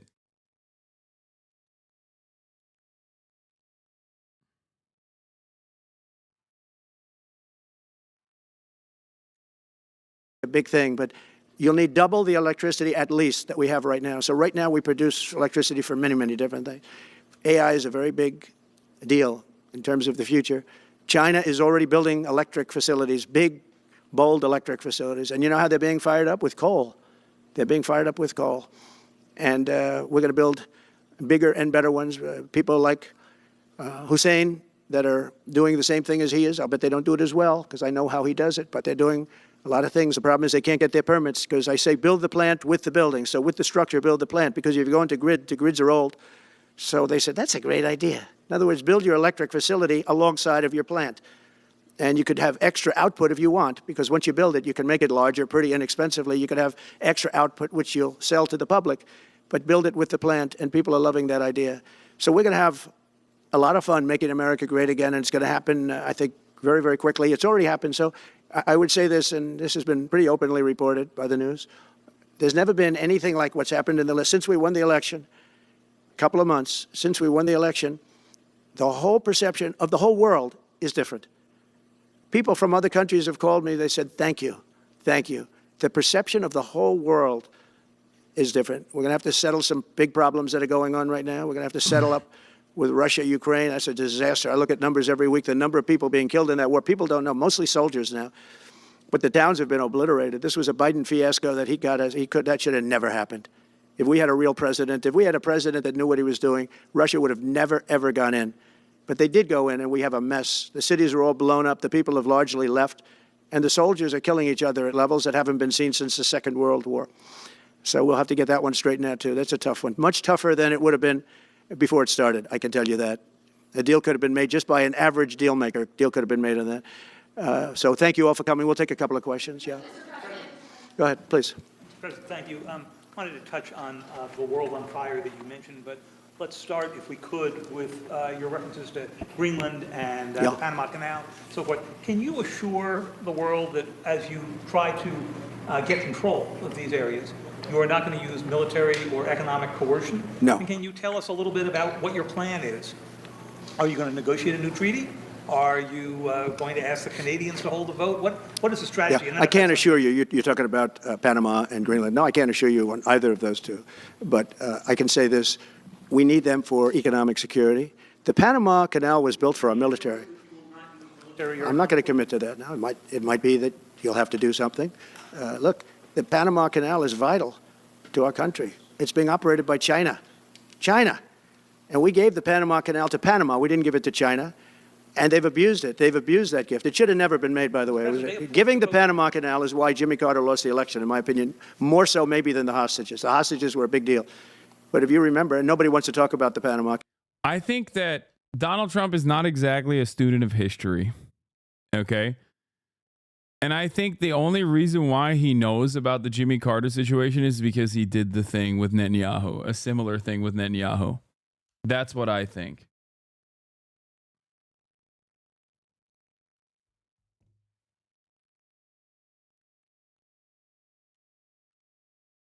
I think there's no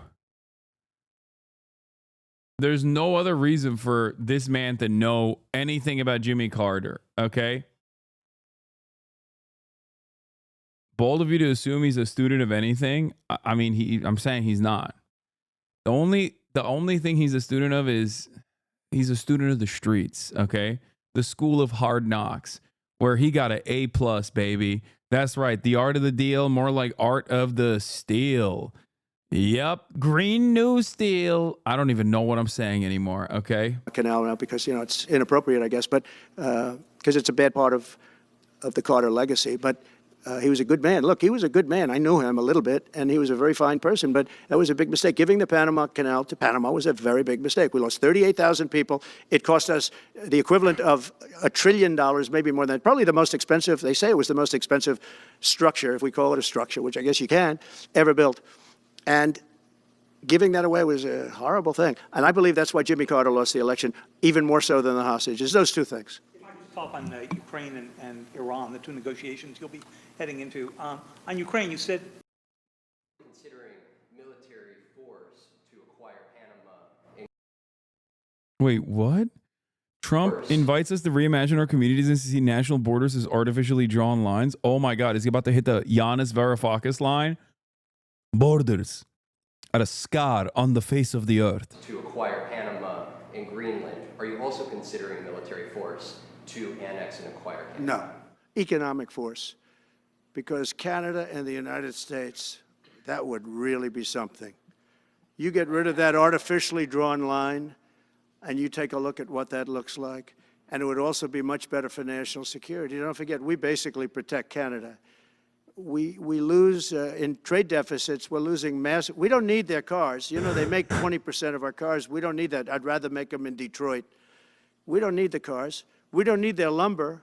Dude, everyone is so woke. Everyone's a liberal, dude. He's like, borders are artificially drawn lines only when I want to annex our neighboring sovereign state. Oh, dude. He's Mr. Border Wall. What do you mean? I thought, wait, even this guy's dropped the whole wall aesthetic. The party realignment is here. MAGA communism now. MAGA communism forever. That's right. I'm saying it. ACP was right. Jackson Hinkledink was right, dude. He said no borders, abolish class, abolish currency. We are looking at a future of a moneyless, classless, borderless society. We have massive fields of lumber. We don't need their lumber. That's wild. No wall equals no border. He's at least consistent. What is Jesse Waters saying about it?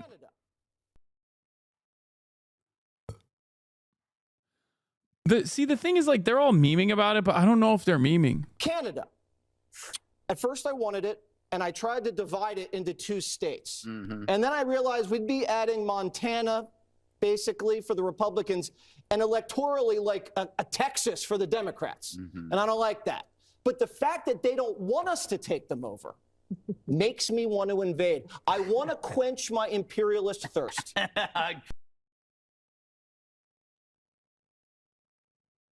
Like what? I can't tell if this is, I feel like they're still joking about it, but they're so stupid and so bloodthirsty. I honestly don't know if they are joking. Just before, it's a lot more complicated now. Much more complicated. Do you believe... Because it would have never started. Right, but it has started. You've Well, got, not only started, the cities are largely knocked down. So you've got what you've got. At this point, to hold on to leverage in dealing with President Putin, would you make a commitment to the Ukrainians that you will keep supporting them during the negotiations? Well, I wouldn't tell you if that were the would case. you make a commitment to provide a security guarantee if they do enter into an armistice or a ceasefire along the lines of the French and the Germans? So, a big part of the problem was Russia for many, many years, long before Putin said you could never have NATO involved with Ukraine. Now, they've said that. That's been like written in stone. And somewhere along the line, Biden said, no, they should be able to join NATO. Well, then Russia has somebody right on their doorstep, and I could understand their feeling about that. But there were a lot of mistakes made in that negotiation. And when I heard the way that Biden was negotiating, I said, you're going to end up in a war. And it turned out to be a very bad war. And it could escalate. That war could escalate to be much worse than it is right now. They can never join NATO. Well, my view is that it was always understood. In fact, I believe that they had a deal, and then Biden broke it. They had a deal, which would have been a satisfactory deal to Ukraine and everybody else, but that Biden said, no, you have to be able to join NATO. And that's always been, and nobody knows more about NATO than I. Years ago, when I first started this, I didn't know too much about NATO, but I got it right anyway. I said, they're taking advantage. I'm the one that got, and the Secretary General was here, as you know, 2 weeks ago, saying that if it weren't for me, NATO wouldn't even exist right now, because I raised from countries that weren't paying their bills. At that time, 28 countries, 20 of them were not paying their bills, 21 to be exact.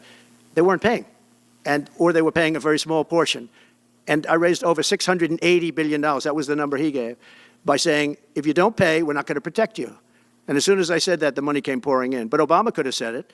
Other people could have said it. Bush could have said it. Nobody said it but me. I took a lot of heat. They said, oh, that's a threatening statement. Well, they weren't paying their bills. I said, we're not going to protect you if you're not paying the bills. So in a true sense, I saved NATO, but NATO's taken advantage of us. And one of the problems that I have, and I've said it openly, I said it to President Zelensky, Europe is in for a tiny fraction of the money that we're in. Now, whether you like that situation or not, Europe is much more affected than the United States. We have a thing called the ocean in between us, right? Why are we in for billions and billions of dollars more money than Europe? And they're a similar size, a little smaller, but they're a similar size economy as the United States when you add them up. And yet Europe is in for a small fraction of the number the United States is in. Now, Biden could have called them up during the term. That's what I did. I said, you have to pay your bills. And they all, one stood up. I won't say who. You'll probably have it because the media hated to report on it. But a prime minister stood up from a country, a famous meeting of 28 nations with no press, no anybody in the room. He stood up. He says, does that mean if we don't pay our bill, and at that point it was 2%, it should be 5%. It should be 5%, not 2%. But at that point it was 2%, but many people didn't pay. Some people didn't pay anything. But many people were way, including Germany. Germany was at less than 1%. You're going to press for 5%? Well, I think NATO should have 5%, yeah. Well, you can't do it at 2%. I mean, at 2%, every country, if you're going to have a country in a regular military, you're at 4%.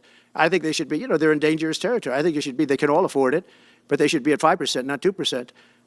I'm the one that got them to pay 2%. But a gentleman stood up, a prime minister stood up, and he said to me, sir, could I ask you a question? You're saying we have to pay our bills. If we don't pay our bills, will the United States protect us from Russia? I said, if you don't pay, you mean you're delinquent? He said, yes. He said, if you're delinquent, we will not protect you. I took a lot of heat. I think out of all the stuff he's saying, the one that he wants the most, bro, I don't know. I genuinely don't know. It's hard to figure out what they're memeing about and what they're being serious about and what they will actually genuinely attempt to do. Like, there, you got Greenland on the one side, you got the Panama Canal on the other, and you got Canada. And I truly don't know.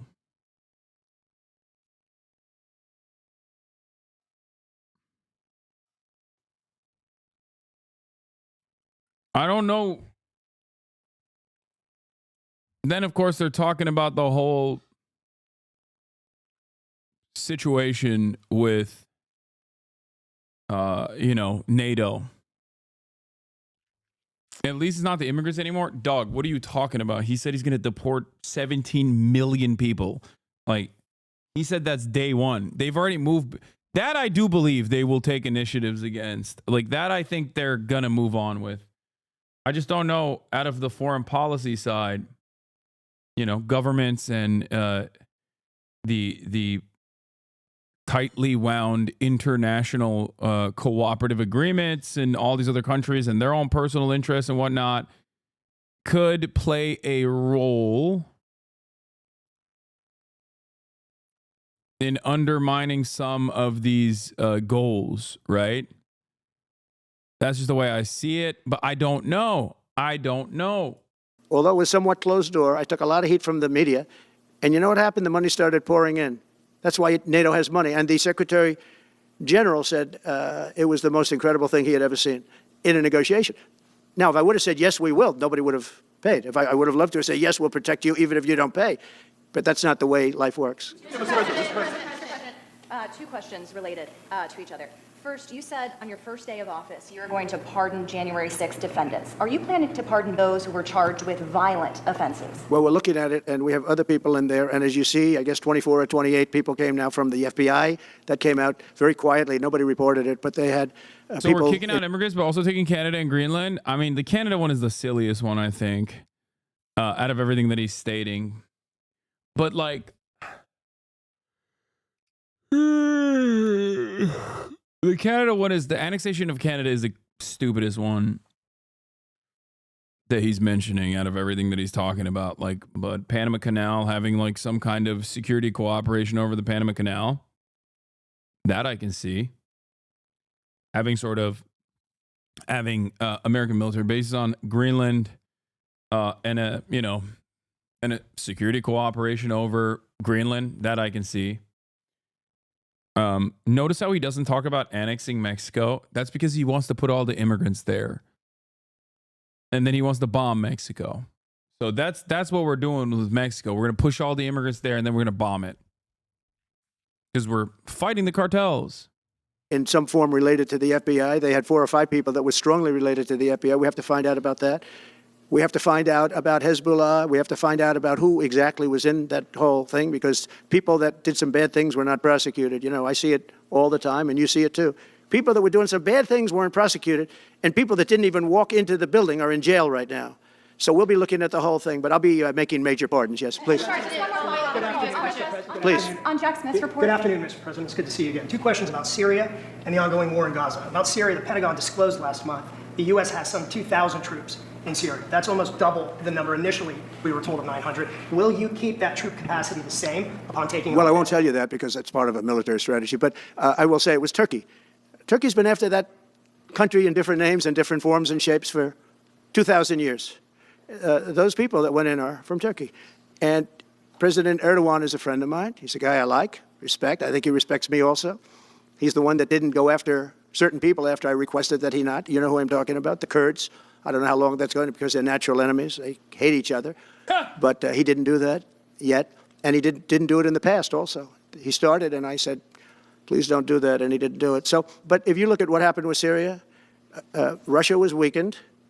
Bro said natural enemies like they're Pokemon, dude. Yeah.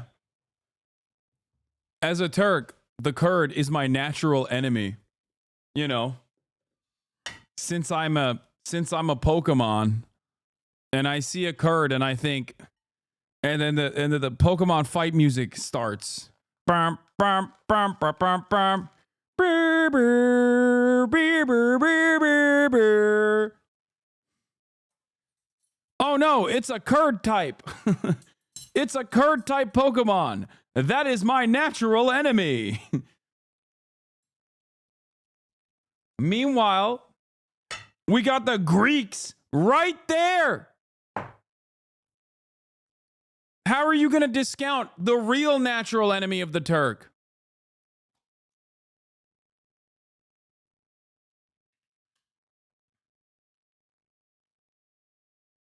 Turkish people are the first to recognize that if a Kurdish person was like, oh, lahmacun is our food too, they'd be like, yeah, that's right. But God forbid they hear an Armenian say that. Let me tell you, okay? If the Kurds were like, baklava is our thing, Turkish people would be like, yeah, that's fine. But if a Greek said that, oh my Lord. The area is treacherous. There are far more natural enemies. You understand me? Iran was weakened, and he's a very smart guy. And he sent his people in there through different forms and different names, and they went in and they took over, and that's the way it is. I'm sorry, I don't mean to interrupt you. Do you have concerns about HTS taking control of By the way, I Syria? have the envoy here. Is that in the back? It is. Standing with my son, Eric, is Steve Witkoff, who's just got back from the Middle East, and he's done a fantastic job. He's a great deal maker. I said, what we need there is a deal maker, because nobody makes a deal. We have people that understand where the rivers are and where the meets and bounds are, but they can't talk. They can't make deals. Steve's done a great job. I just want to thank you, Steve. You've been working endlessly for months, and he's working specifically on the hostages, trying to get them back. Well, that was my second question. Is Hamas Steve, come up for a second. Maybe you might want to say a couple of words. Sir, I didn't another hostage. I didn't know Steve was going to be here, actually. Neither did I. He's done a fantastic job, and it's a dangerous job, too, and we appreciate it. He didn't know about this kind of danger and the other deal-making he does. Now he sees a lot of big danger. Come on up, Steve. Mr. President, can I ask you a second part of that? Hamas released Just one another second, hostage please. video. I'm going to give you a little report on the hostages, if I can. Steve? Thank you very much. Thank you, Mr. President. Wow. Well, I think we're making a lot of progress, and I don't want to say too much because I think they're doing a really good job back in Doha. I'm leaving tomorrow back to go to Doha, but I think that we've had some really great progress, and I'm really hopeful that by the inaugural, we'll have some good things to announce on behalf of the President. I actually believe that we're working in tandem in a really good way, but it's the President, his reputation, the things that he has said that are driving this negotiation. And you know this motherfucker got the job because he has a Mar-a-Lago membership, okay? I'm sorry. This is the most... I don't know anything about this dude. I don't know nothing about his background. This is the most Mar-a-Lago dentist guy I've ever seen, okay? Looking like a fish out of water. Like, yeah, that's right.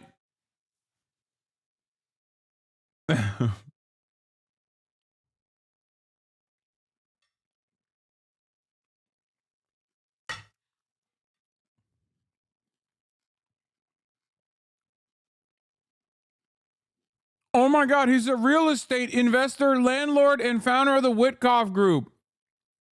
Oh my God. Wait, what's his experience? He was involved in financing the Fontainebleau Las Vegas? That's... Oh my God, it's worse. He's not even a dentist.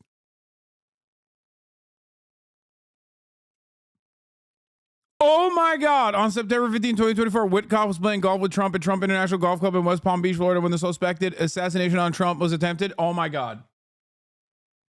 I didn't want to lock it so hard, but God damn, he is so one-note. He is so predictable. It's crazy. So hopefully it'll all work out and we'll save some lives. I believe we've been on the verge of it. I don't want to discuss sort of what's delayed it. There's no point to be negative in any way. But I think it's the President, his stature, what he said he expects, the red lines he's put out there, that's driving this negotiation. I'm going back probably either this evening or tomorrow night. Are you confident there'll be a deal before January 20th, or is that something that's likely to happen, if there's a deal even at all? And we've been hearing this now for the better part of... I know. I would say... They better be. Right. I would say that the President is exasperated. I don't want to talk for him, but look, I don't know anyone who delegates better than President Trump. He gives us a lot of authority to speak on his behalf, and he exhorts us to speak emphatically. And emphatically means you better do this, because the alternative... Do you think they're waiting for President Trump to take office? No, I think they heard him loud and clear. Better get done by the inaugural. But when you say all hell will be paid, all hell must be paid if they don't release the hostages. You know what that means, don't you? Well, do I have to define it for you? Look, all hell will break out. If those hostages aren't back, I don't want to hurt your negotiation. If they're not back by the time I get into office, all hell will break out in the Middle East. And it will not be good for Hamas, and it will not be good, frankly, for anyone. All hell will break out. I don't have to say anymore, but that's what it is. And they should have given them back a long time. They should have never taken them. They should have never been the attack of October 7th. People forget that. but there was. Yeah, people forget October 7th Many all the people time, man. are killed. They're no longer hostages. I have people from Israel and others calling, begging me to get, we had also people there from the United States, just so you know. They're holding some so-called hostages from the U.S. But I've had mothers come to me and fathers crying, can I get the body of their son back? Can I get the body of their daughter back? That beautiful girl where they threw her in the car, pulled her by her ponytail and threw her in the car like she was a sack of potatoes. I said, what happened to her? So she's dead. Like a 19, 20-year-old beautiful girl. And the way they treated her. And I just say it this very simply. Steve's got a job to do. He's a great guy, great negotiator, great person. They respect him over there already. It's what we needed over there. We have people that know everything about the Middle East, but they can't speak properly. They don't know. He's a great negotiator. That's what I needed. I could have sent that gentleman right over there, Hussein. He's a great negotiator. There are people, they're rare. Great negotiators are very rare, like a great surgeon. But we have the right person. But I tell this, I don't want to hurt the negotiation. If the deal isn't done before I take office, which is now going to be 2 weeks, all hell will break out in the Middle East. Okay? Thank you, Mr. Thank you. You've President. done a great job. Thank you. God, I love how much he loves peace, man. Officers were injured by rioters on January 6th. Will you pardon anyone who attacked a police officer? Well, the only one that was killed was a beautiful young lady named Ashley Babbitt. She was killed. And there was actually somebody else that was killed, also a MAGA person, but people don't give it 100% credibility. I'm going to find out about it. We're going to find out. But Ashley Babbitt was killed. She was shot. She had never been shot. She was shot for no reason whatsoever. In fact, they say that she was trying to hold back the crowd. And the crowd was made up of a lot of different people, so we'll see. But I will tell you this, the person that was killed was Ashley Babbitt. The other thing is, when they talk, there was never charges of insurrection or anything like that. But if there were, this would be the only insurrection in history where people went in as insurrectionists with not one gun, okay? And let me tell you, the people that you're talking about have a lot of guns in their home for hunting and for shooting and for entertainment, a lot of good reasons. But there wasn't one gun that they found. And why didn't they find the bomber, the pipe bomber? They know who the pipe bomber is. The FBI knows who it is. The status of the FBI has gone down so far, and the status of the DOJ, or as I call it, the Department of Justice, it's the Department of Injustice, being laughed at all over the world. That would be DOI, stupid. And hopefully with Pam Bondi and with Kash Patel and with other people that we're putting in, that will all come back.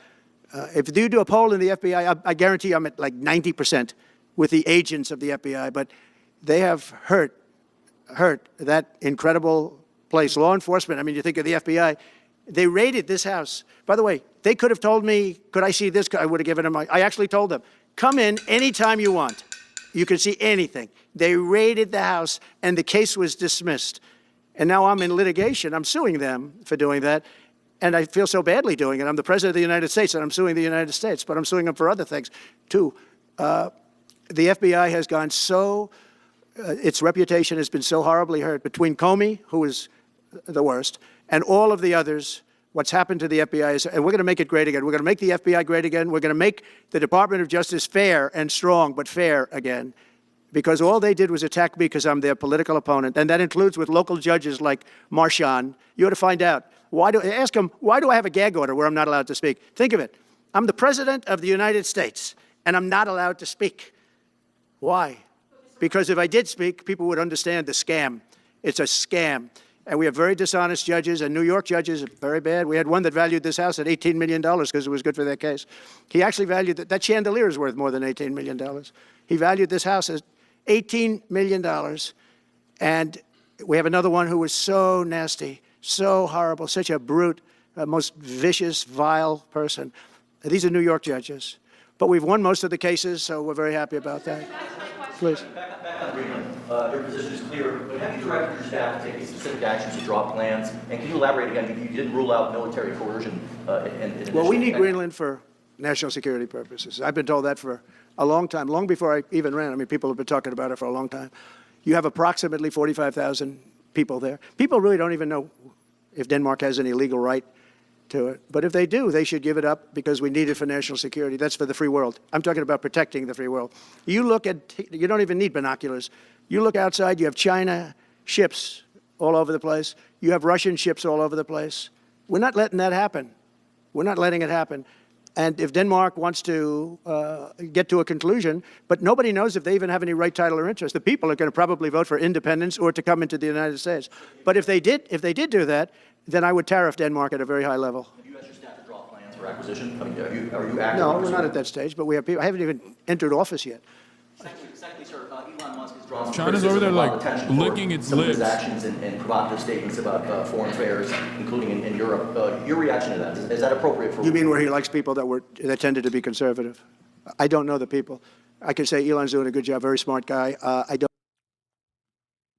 Yeah, start sanctioning every European country.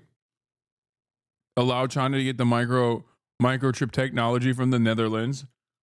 Lose out on any sort of global influence that we might have had. Allow China to become even more of a leader in multiple key sectors. Masterful gambit. Don't know the people you're talking about. He was. I know he said some negative things about a couple of people that are running for office, but that's not so unusual. Yes, please. I wanted to ask you about Ukraine and Putin.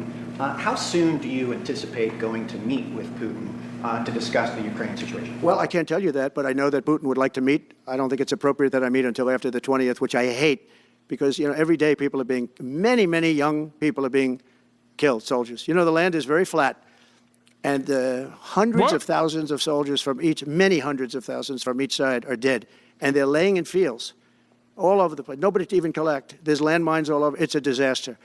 But it's very flat. It's great. It's farmland, and it's very, very flat. And the only thing that stops a bullet is the human body. And the human body is stopping a lot of bullets. What does that have to do with anything? Within the first 3 to 6 I hope to have 6 months. No, I hope long before 6 months. Look, Russia's losing a lot of young people, and so is Ukraine.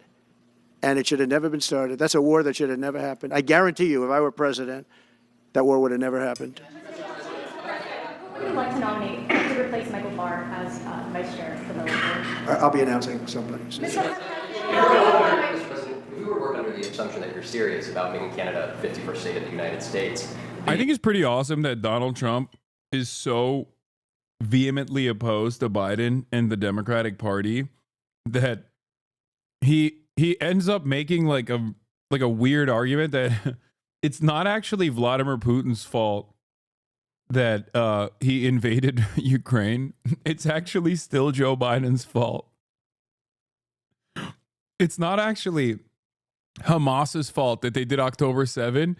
It's actually Joe Biden's fault that October 7 happened. He's not even hitting the American enemies. Our foreign adversaries are violent and awful narratives that you normally would hear from any other American president, because he's so obsessed with being like, no, it's the Democrats. It's dope.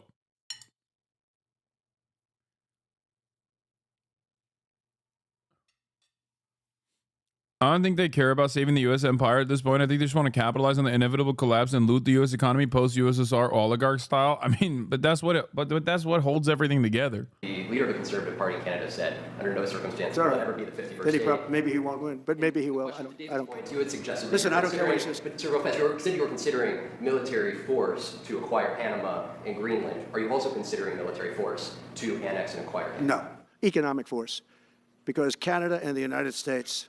That would really be something. You get rid of that artificially drawn line, and you take a look at what that looks like, and it would also be much better for national security. Don't forget, we basically protect Canada. But here's the problem with Canada. So many friends up there. I love the Canadian people. They're great. But we're spending hundreds of billions a year to protect it. We're spending hundreds of billions a year to take care of Canada. We lose in trade deficits. We're losing massive. We don't need their cars. They make 20% of our cars. We don't need that. I'd rather make them in Detroit. We don't need the cars. We don't need their lumber. We have massive fields of lumber. We don't need their lumber. What? We have to unrestrict them because stupid people put, restrictions on, but I can do that with an executive order. We don't need anything they have. We don't need their dairy products. We have more than they have. We don't need anything. So why are we losing $200 billion a year and more to protect Canada? And I said that to, as I called him, Governor Trudeau. I said, listen, what would happen if we didn't subsidize you, if we didn't, because we give them a lot of money. We help them. As an example, we're buying icebreakers and Canada wants to join us in the buying of icebreakers. I said, you know, we don't really want to have a partner in the buying of icebreakers. We don't need a partner. But no right. Nope, no right. Here's what we have. We have a right not to help them with their financial difficulties because we owe $36 trillion too. We're going to start knocking it out pretty fast, but we're going to be able to do it because of energy and other things. But no right. No right. But why are we supporting a country, 200 billion plus a year? Our military is at their disposal. All of these other things, they should be a state. That's why I told Trudeau when he came down, I said, what would happen if we didn't do it? He said Canada would dissolve. Canada wouldn't be able to function if we didn't take their 20% of our car market. You know, they send us hundreds of thousands of cars. They make a lot of money with that. They send us a lot of other things that we don't need. We don't need their cars, and we don't need the other products. We don't need their milk. We get a lot of milk. We get a lot of everything, and we don't need any of it. So I said to him, well, why are we doing it? He said, I don't really know. He was unable to answer the question, but I can answer it. We're doing it because of habit, and we're doing it because we like our neighbors, and we've been good neighbors. But we can't do it forever, and it's a tremendous amount of money. And why should we have a $200 billion deficit and add on to that many, many other things that we give them in terms of subsidy? And I said, that's okay to have if you're a state. But if you're another country, we don't want to have it. We're not going to have it with European Union either. European Union, we have a trade deficit of $350 billion. They don't take our cars. They don't take our farm product. They don't take anything. And so we're not going to have it with them either. Brian, go ahead. Yes. Happy New Year, by the way. Thank you. We have some breaking news. You may not be aware of this, but it looks like Canada has blocked the DOJ from releasing this Smith's report until further court proceedings. Get your thoughts on that. Well, that's a big story. Yeah. So if I get it right, the fake witch hunt started by the DOJ having to do with books and records, and Biden had many more, and he wasn't protected by the Presidential Records Act, I was. But all of that fake stuff that took the lives of people, I mean, literally destroyed people. People are destroyed because of what they did. Destroyed. What? But we got to be president. But Biden did it for 40 years. He did it when he was a senator. That was illegal. And they ruled it was illegal. How about that? They said, it's illegal, but he's unfit to stand trial. So he can stand and be president of the United States, but the prosecutor found that he's unfit for trial. I was going to use that as a major talking point, but I never got to use it because all of a sudden I had a new candidate who was also sort of unfit to stand trial, right?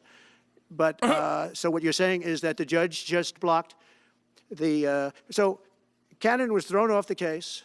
They dropped their appeal because he had no case. They dropped all of that, the lawsuits against us. They lost the lawsuit. So this is deranged Jack Smith. So he dropped the lawsuits. He was told to by the DOJ because they had no lawsuit. They lost in court in front of a very strong and a very brilliant judge. They lost in court, and that pertained to other cases in other courts.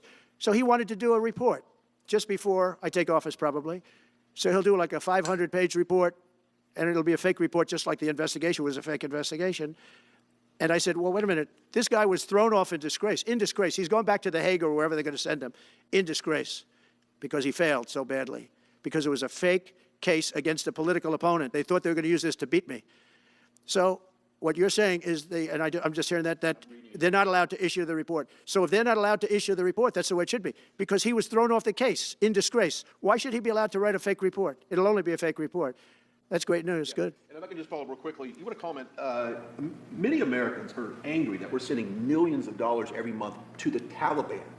Do you anticipate? It's not even believable. Billions of dollars, not millions, billions. We pay billions of dollars to essentially the Taliban, Afghanistan. And that's given by Biden. That's the same man that took away $50 to $60 trillion worth of value from the United States. Think of it, probably our most valuable asset. Took away our most valuable asset. This can't be allowed to happen. We are now a nation of common sense. When he does that, 625 million acres, this can't be allowed to happen. Thank you for the information. Yes, most other people probably knew about it, but they wouldn't have told me, right? On your campaign trail, you vowed to bring down the prices at grocery stores very fast. Yeah, we won't do it fast. But then you recently told Time Magazine that bringing down prices would be very hard. So what can the American people expect when you get into office? It's always hard to bring down prices when somebody else has screwed something up like they did, but we'll bring them down, we'll get them down. Energy is going to bring down prices. We're going to have a lot of energy, and energy is what brought it up. Energy and their bad spending is what brought it up, and energy is going to bring it down. We're going to have prices down. I think you're going to see some pretty drastic price reductions. As an example, food, bacon, ham, apples, everything has gone through the roof. It's one of the reasons I won. So as you know, I said it, inflation was one of the reasons I won, but I think the biggest reason I won was the fact that they are allowing prisoners to come into our country. They released their prisoners, their murderers. Thousands of murderers are now walking around the streets of our cities and farmland all over. Murders, people that have killed. Many, 32% have killed more than one person. They released them from their jails, their prisons, and their mental institutions and insane asylums into our country. I believe that's the reason we got such a large vote. All right, maybe one or two more questions? Yeah, please, go ahead. 32% have killed more than one person? Late in state today in Washington, you had some harsh words for him about the Panama Canal. Is there any disconnect there? Do you feel a little bit bad about doing that on this day? No, I liked him as a man. I disagreed with his policy. So, hey, he thought giving away the Panama Canal was a good thing. Brother, he says in the same breath that there are 20 million undocumented migrants currently on U.S. soil, and then turns around and claims that 32% of undocumented migrants have killed at least one person.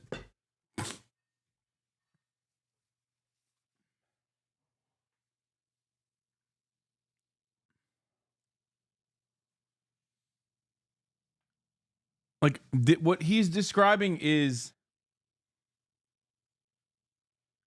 what he's describing is mathematically impossible. Okay? Let's say it's 30%. 30%. That's 22 million, 2 million times 3, 6 million.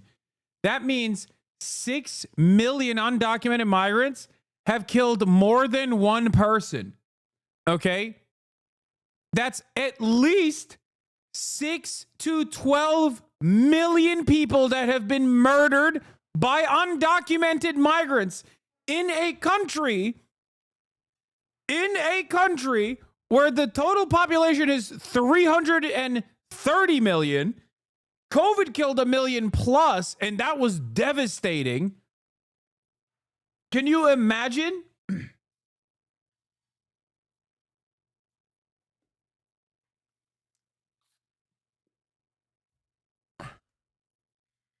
What is this fucking statistic, man?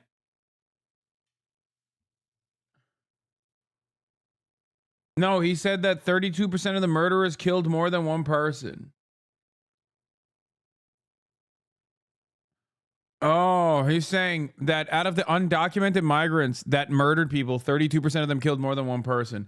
Okay, that actually makes a lot more sense. Because there's what?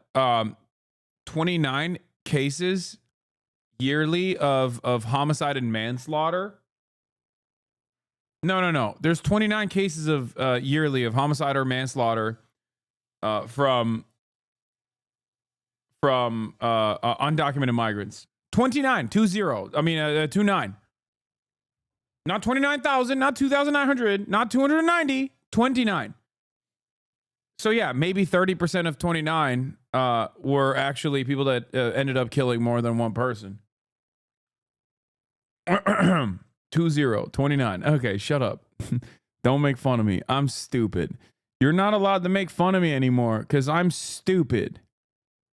I think it cost him the election. That and the hostages. I actually think that was a bigger factor because that's a deal that just should not have been made. But again, this was a question that was asked of me. I didn't bring it up. I didn't want to bring up the Panama Canal because of Jimmy Carter's death. But people don't bring it up. But, you and other people have asked me about it. No, it's a deal that I was very strongly against. I was a young guy when this took place. But just why would we spend all of that money, lose 38,000 people to malaria, the mosquito? They were dying. It was horrible what was happening. Oh my God, remember that? Mosquito. It just reminded me. It reminded me. 38,000.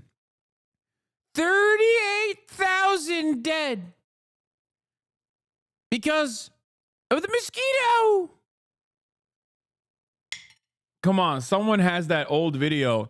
I think it's him talking to Jonathan Swan. Oh my God. I'm such a Trump stan. Why do I know this?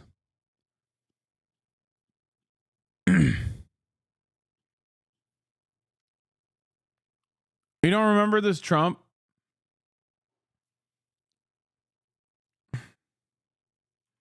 I'm a ball knower, dude, when it comes to Trump.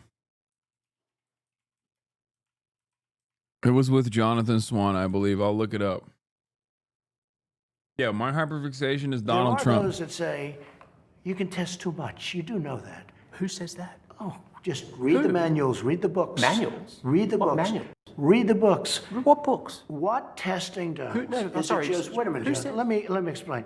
What testing does? It shows cases. It shows where the This is when he was like completely falling apart, dude. This was a crazy time. may be cases. I've covered you for a long time. I've gone to your rallies. I've talked to your people. They love you.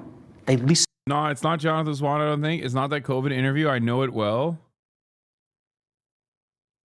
Are you sure? Now, in all fairness, Daily here, then you look. Here is the death. Korea. The US has intelligence with him. I have never. It was real. It was Johnson. Well, Johnson did. You think the Civil Rights Act was a How has it worked mistake? out? Oh, it's with Tucker. Why That's is the China testing. allowed to conduct imperialism in our hemisphere? Well, yeah, and it's far beyond Cuba. It's all over South America. Yeah, in the Caribbean. So we built a thing called. Bro, this is so funny. Watching Tucker Carlson and Donald Trump talk about Chinese imperialism like they're, Destiny dick riders. I wonder if this will cause anyone to reconsider their assessment as massive liberals. Probably not. Called the Panama Canal. We lost 35,000 people to the mosquito, malaria. Yeah. We lost 35,000 people building. We lost 35,000 people because of the mosquito. I love that. Where he just like increasingly gets funnier and funnier. We lost 35,000 people because of the mosquito. We lost 35,000 people to the mosquito, malaria. Yeah. We lost 35,000 people building. We lost 35,000 people because of the mosquito. Vicious. They had to build under nets. It was.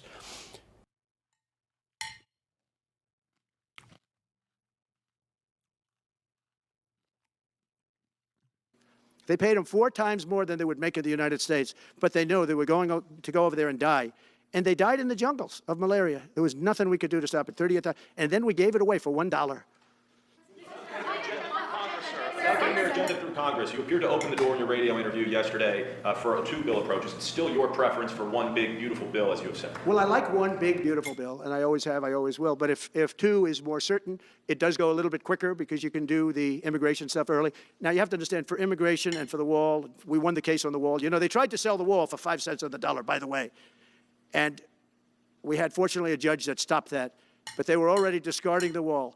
And 5 cents on the dollar. And you know what they were doing? They were calling us up and saying, we'll sell it back to you at 200 cents. In other words, double what we paid for it. So they were going to buy it from this guy for 5 cents on the dollar. They were making deals. And fortunately, we had a very smart judge that stopped it cold. I think he called for an investigation, too, and he should. But think of it. They were selling the wall that was exactly the wall that the Border Patrol. I don't know who he's talking about now. Who's selling the wall? Like just like a wall salesman? What? Like, is he talking about how like private wall salesmen were grifting the government or something? He got real animated too. This is like right in the pocket. This is his own. This is when he's like he loves wheeling and dealing. So he's like, oh yeah, they tried to come after, they tried to take over, they tried to sell me a wall. For the price point, I said, ain't no way, Jose.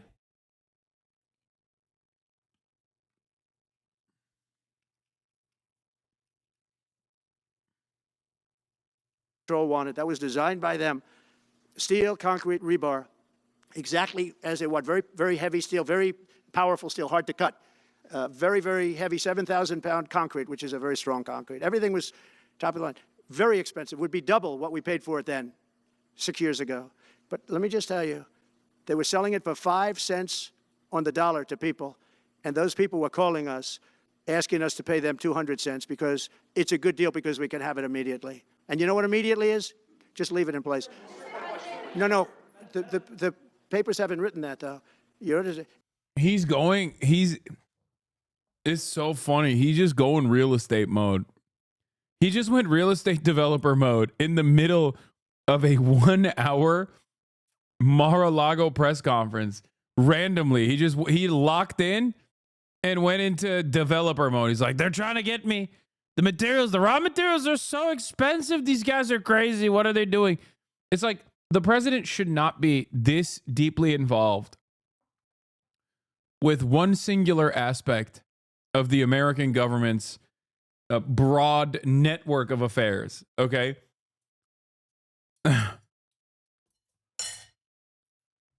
He's like, he knows every part of that deal. That deal is like all the other things that these people do. These people either hate our country or they're very stupid. And I don't believe they're stupid because nobody can cheat on elections like they cheat and be stupid. They either hate our country or they're stupid. So remember what I said because nobody wants to report it. They were selling the wall for 5 cents on the dollar and trying to resell it back to us for 200 cents or less, but for 200 cents on the dollar. That's a nice return. Meta announced that it would stop putting fact checks on posts on its website. And Meta said today it would stop putting fact checks on its website and instead allow community to Well, I watched their news conference, and I thought it was a very good news conference. I think they've come a long way. Meta, Facebook. I think they've come a long way. I watched it. The man was very impressive. I watched it. Bro, that's so funny. All it took was like a couple million from Mark Zuckerberg. Trump is now like, Meta is very good. I like it. I will be talking about that in a little bit, but you need to understand. Facebook already was like a right-wing, an incredibly right-wing network, obviously. It's an incredibly right-wing platform. That's where all the grandparents are. But I think it's important for people to recognize that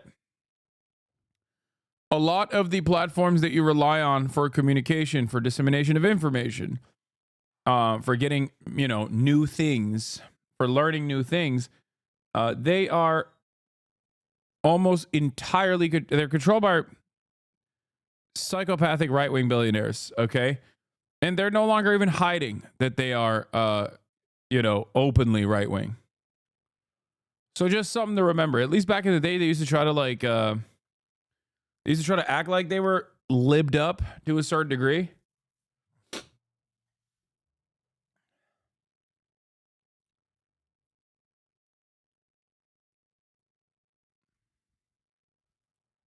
And it's gone. Even the aesthetics are gone. Even the optics are gone. That's how that's how thoroughly liberalism has been defeated.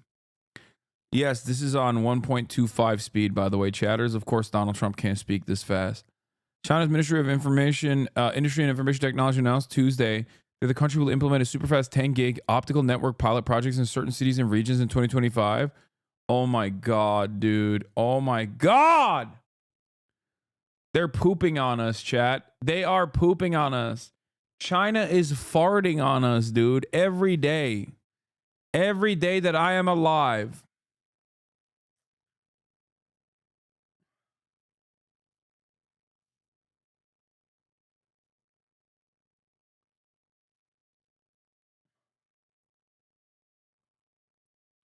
That's downloading Wukong in 15 seconds. Oh, yeah. Actually, I watched it on Fox. I'm not allowed to say that. Say it? Do you think he's directly responding to the threats that you have made to him in the past? Probably. Yeah, probably. The last time you were here, you were asked a question about the U.S. possibly launching a preemptive strike on Iran. You said you wouldn't answer that question. On who? Obviously, on Iran. The U.S. launching a preemptive strike on Iran's nuclear facilities. And I said I don't talk about it. It's a military strategy. But it is a legitimate question. It's not really, because only a stupid person would answer it. Look, it's a military strategy, and I'm not answering your questions on military strategy. All right, one more. Brian, go ahead. Brian. Could you give us a preview of what you might be talking to leaders of Congress who are expected to come here in the next couple of days? And you've got a very supportive Congress behind you. They're great. So we have a wonderful Republican Congress. We have a leader that I have a lot of confidence in. I think he's going to be, hopefully, a great leader, a great speaker. And we have a leader, by the way, in the Senate, I think has been great. Honest question, because I don't know. Do they have widespread AC usage in China as they do in the U.S.? I don't know. China is very America coded, so maybe in the tier 1 cities. I've never been. someone can shed light on that. But China is so American coded in so many meaningful ways. Like, yes, they have public transit, but they also have a heavy car reliant infrastructure. And I suspect that their tier 1 cities are probably very similar to America, and therefore have AC most likely. Great. John Thune has been doing a fantastic job. Have you even But it been goes to through the China? House. No, I haven't. That's what I just explained. I don't. We got very good public transit. I know. I said that they have very good public transit, but they also have like a web of you know, super highways and things like that First. too. And the question is whether or not we do the 2 bills or 1 bill. And, you know, look, I can live either way. I like the idea of the 1 big bill, but I can live either way. But they'll be coming down. The senators also will be coming down, and then ultimately we'll be meeting in the White House in a few weeks. But right now, this is the winter season. You know, they sort of call this the winter White House. It was built, I don't know if you know this, Marjorie Merriweather Post and E.F. Hutton built this. It was the greatest of all the estates in our country. And I saved it, and I got a lot of credit for saving it. Most of these big, great houses have been knocked down in Palm Beach. Just about all of them, actually. And they, you know, you'd build 10 mansions on one site, but we saved it. But this was built as the Southern White House, and she gave it to the government. And by the way, Jimmy Carter gave it back. He said it's too expensive for the United States. So I didn't realize that. I was just told. Actually, Jimmy Carter, Nixon was through Watergate. He came down. Nixon came here once, and he thought it was incredible. But he had a thing called Watergate, if anybody remembers that. And so he had other things on his mind, to put it mildly. And Jimmy Carter felt that it was too extravagant for the country. So fortunately for me, he gave it back to the foundation, and I bought it from the foundation. On reconciliation, some Republicans saying in trade for a massive bill that you and they share the interest in, they want to see big spending cuts. Do you agree with that? And what Well, would I'm your okay with comments be spending cuts. I like spending cuts. Just, I'm on the record for spending cuts. And the debt ceiling was given to us. It shouldn't have been, but it was put in our lap. And what I want in terms of debt ceiling isn't the ceiling. I just don't want to see a default. That's all I want. I never talked about spending more money necessarily than all I want to see is no default, because nobody knows what would happen if there was a default. It could be 1929 and it could be nothing. But that was put into our lap, and it shouldn't have been, but it was. And so we'll handle it. But debt ceiling is not about raising a lot of money. It's really just about extending it. I just want to see an extension. Mr. President, sir, on immigration. How much can you do by executive order, are you planning to do on executive order when it comes to immigration? And how much do you want Congress to tackle this issue? And also on day 1, Well, I had the what safest executive orders border are in the you history of our planning? country by far. You remember the famous chart that I brought down. I love that chart very much for a lot of reasons. But I have the safest border by far in the history of our country. And when I took it over, it was a mess. Nothing like it is now. This is 10 times worse. When I got elected because of the border the first time, and I think I got elected largely because of the border the third time. And the second time I did equally well. Well, not as well as the last time, but I did very well. And I will say, this was too big to rig. You know the expression? Too big to rig. They couldn't do it. They tried, but they couldn't do it. I didn't get very much from Congress at all. I just said that we're being invaded, and I took the money out of the military. Much of the wall, I built over 500 miles of wall. Much of that wall was built through money that I put into the military. We took it out because we couldn't get things from Congress in those days, and we took it out. And that wall was built largely with money coming from the military. So, very simple. I went to the military. I said, our country is being invaded by very similar, nothing like what's invading our country now. They weren't releasing prisons into our country, and they weren't releasing mental institutions in, but some bad dudes were coming in, right? And I said, our country is being invaded. And I took that money largely from the military. I was sued 9 times by the Democrats in Congress, and I won all those suits. And we ended up building 571 miles of wall. Once that wall was built, they start going around it. So we're going to add another 200. That would have been up in 3 weeks. And then we had a very unfortunate election result. And they said, we don't want to put it up. We'll sell it. And they started selling it for 5 cents on the dollar. What is that? So we'll do this again. I just want to thank everybody very much. I'm just telling you, this will be the golden age of America. This is the golden age of America. We're going to have a great country again. We're a country right now under siege. We have so many different problems, and nobody respects us overseas, but now they do. The Italian Prime Minister, as you know, came here the other night, just flew in and flew out. She wanted to see me. And great respect is being shown when I went to the cathedral in France. Great respect was shown by the Prime Minister, the President, by everybody. France was, and by the way, I have to say they did a great job in the cathedral. But great respect is being shown to our country again. And we have a great country, but we have to run it properly. It's going to be run properly. We want to get back those hostages for Israel and for us. You know, we do have people that are hostages being held. And I'll just say it again. if this deal's not done with the people representing our nation, by the time I get to office, all hell is going to break out. Thank you very much. Thank you. Ukraine-Russia war before you take office. Can you clarify what you mean by military force in the Panama Canal? No. You were probably right. More than half of Chinese citizens have ACs. What'd I tell you? China is the world's leading user on... What the hell is this? Oh, it's the ad blocker. China is the world's leader of... world's leading user of air conditioning with approximately 569 million units in use countrywide. The country's formidable energy infrastructure, along with raising affordability, has helped fuel the widespread use of cooling systems. Dude. Told you.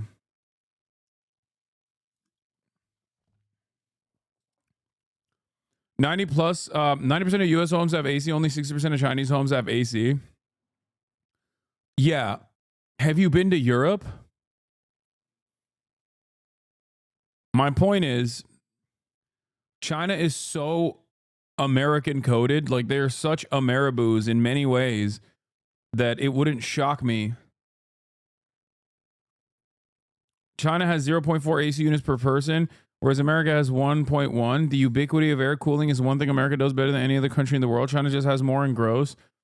There are people that live in Phoenix, Arizona. I know.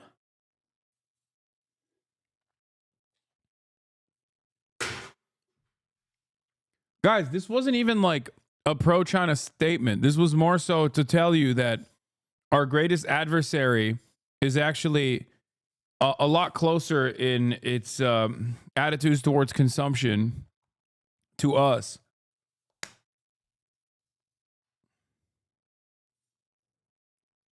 That's Welcome all to I was Inside trying to say. Politics. That was over an hour of Donald Trump giving a news conference, answering questions, and giving us some new information.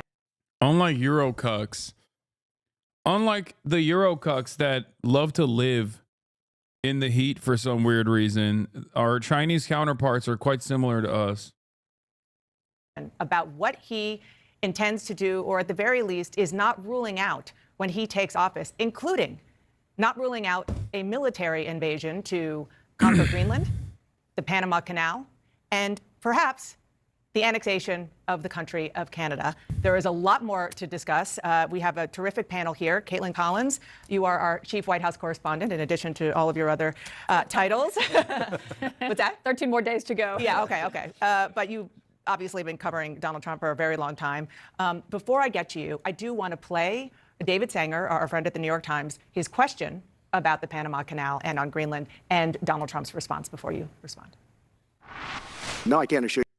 Have you ever researched Kowloon Walled City or played or heard of Shenmue? Yes to both, and I'm actually kind of obsessed with Kowloon Walled City. And I wish I was around.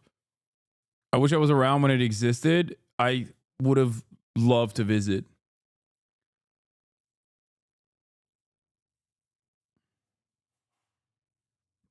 I don't know why.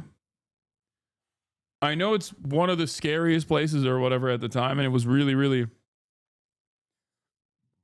I know it was very dangerous. But having said that, I think there's something very cozy.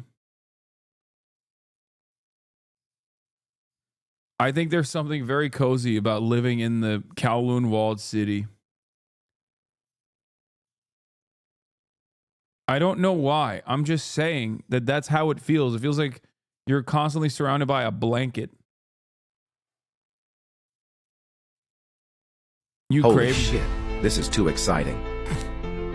In recent years, with the development of urban transportation, China has built many overpasses to reduce traffic congestion. Hell yeah, baby. America on top.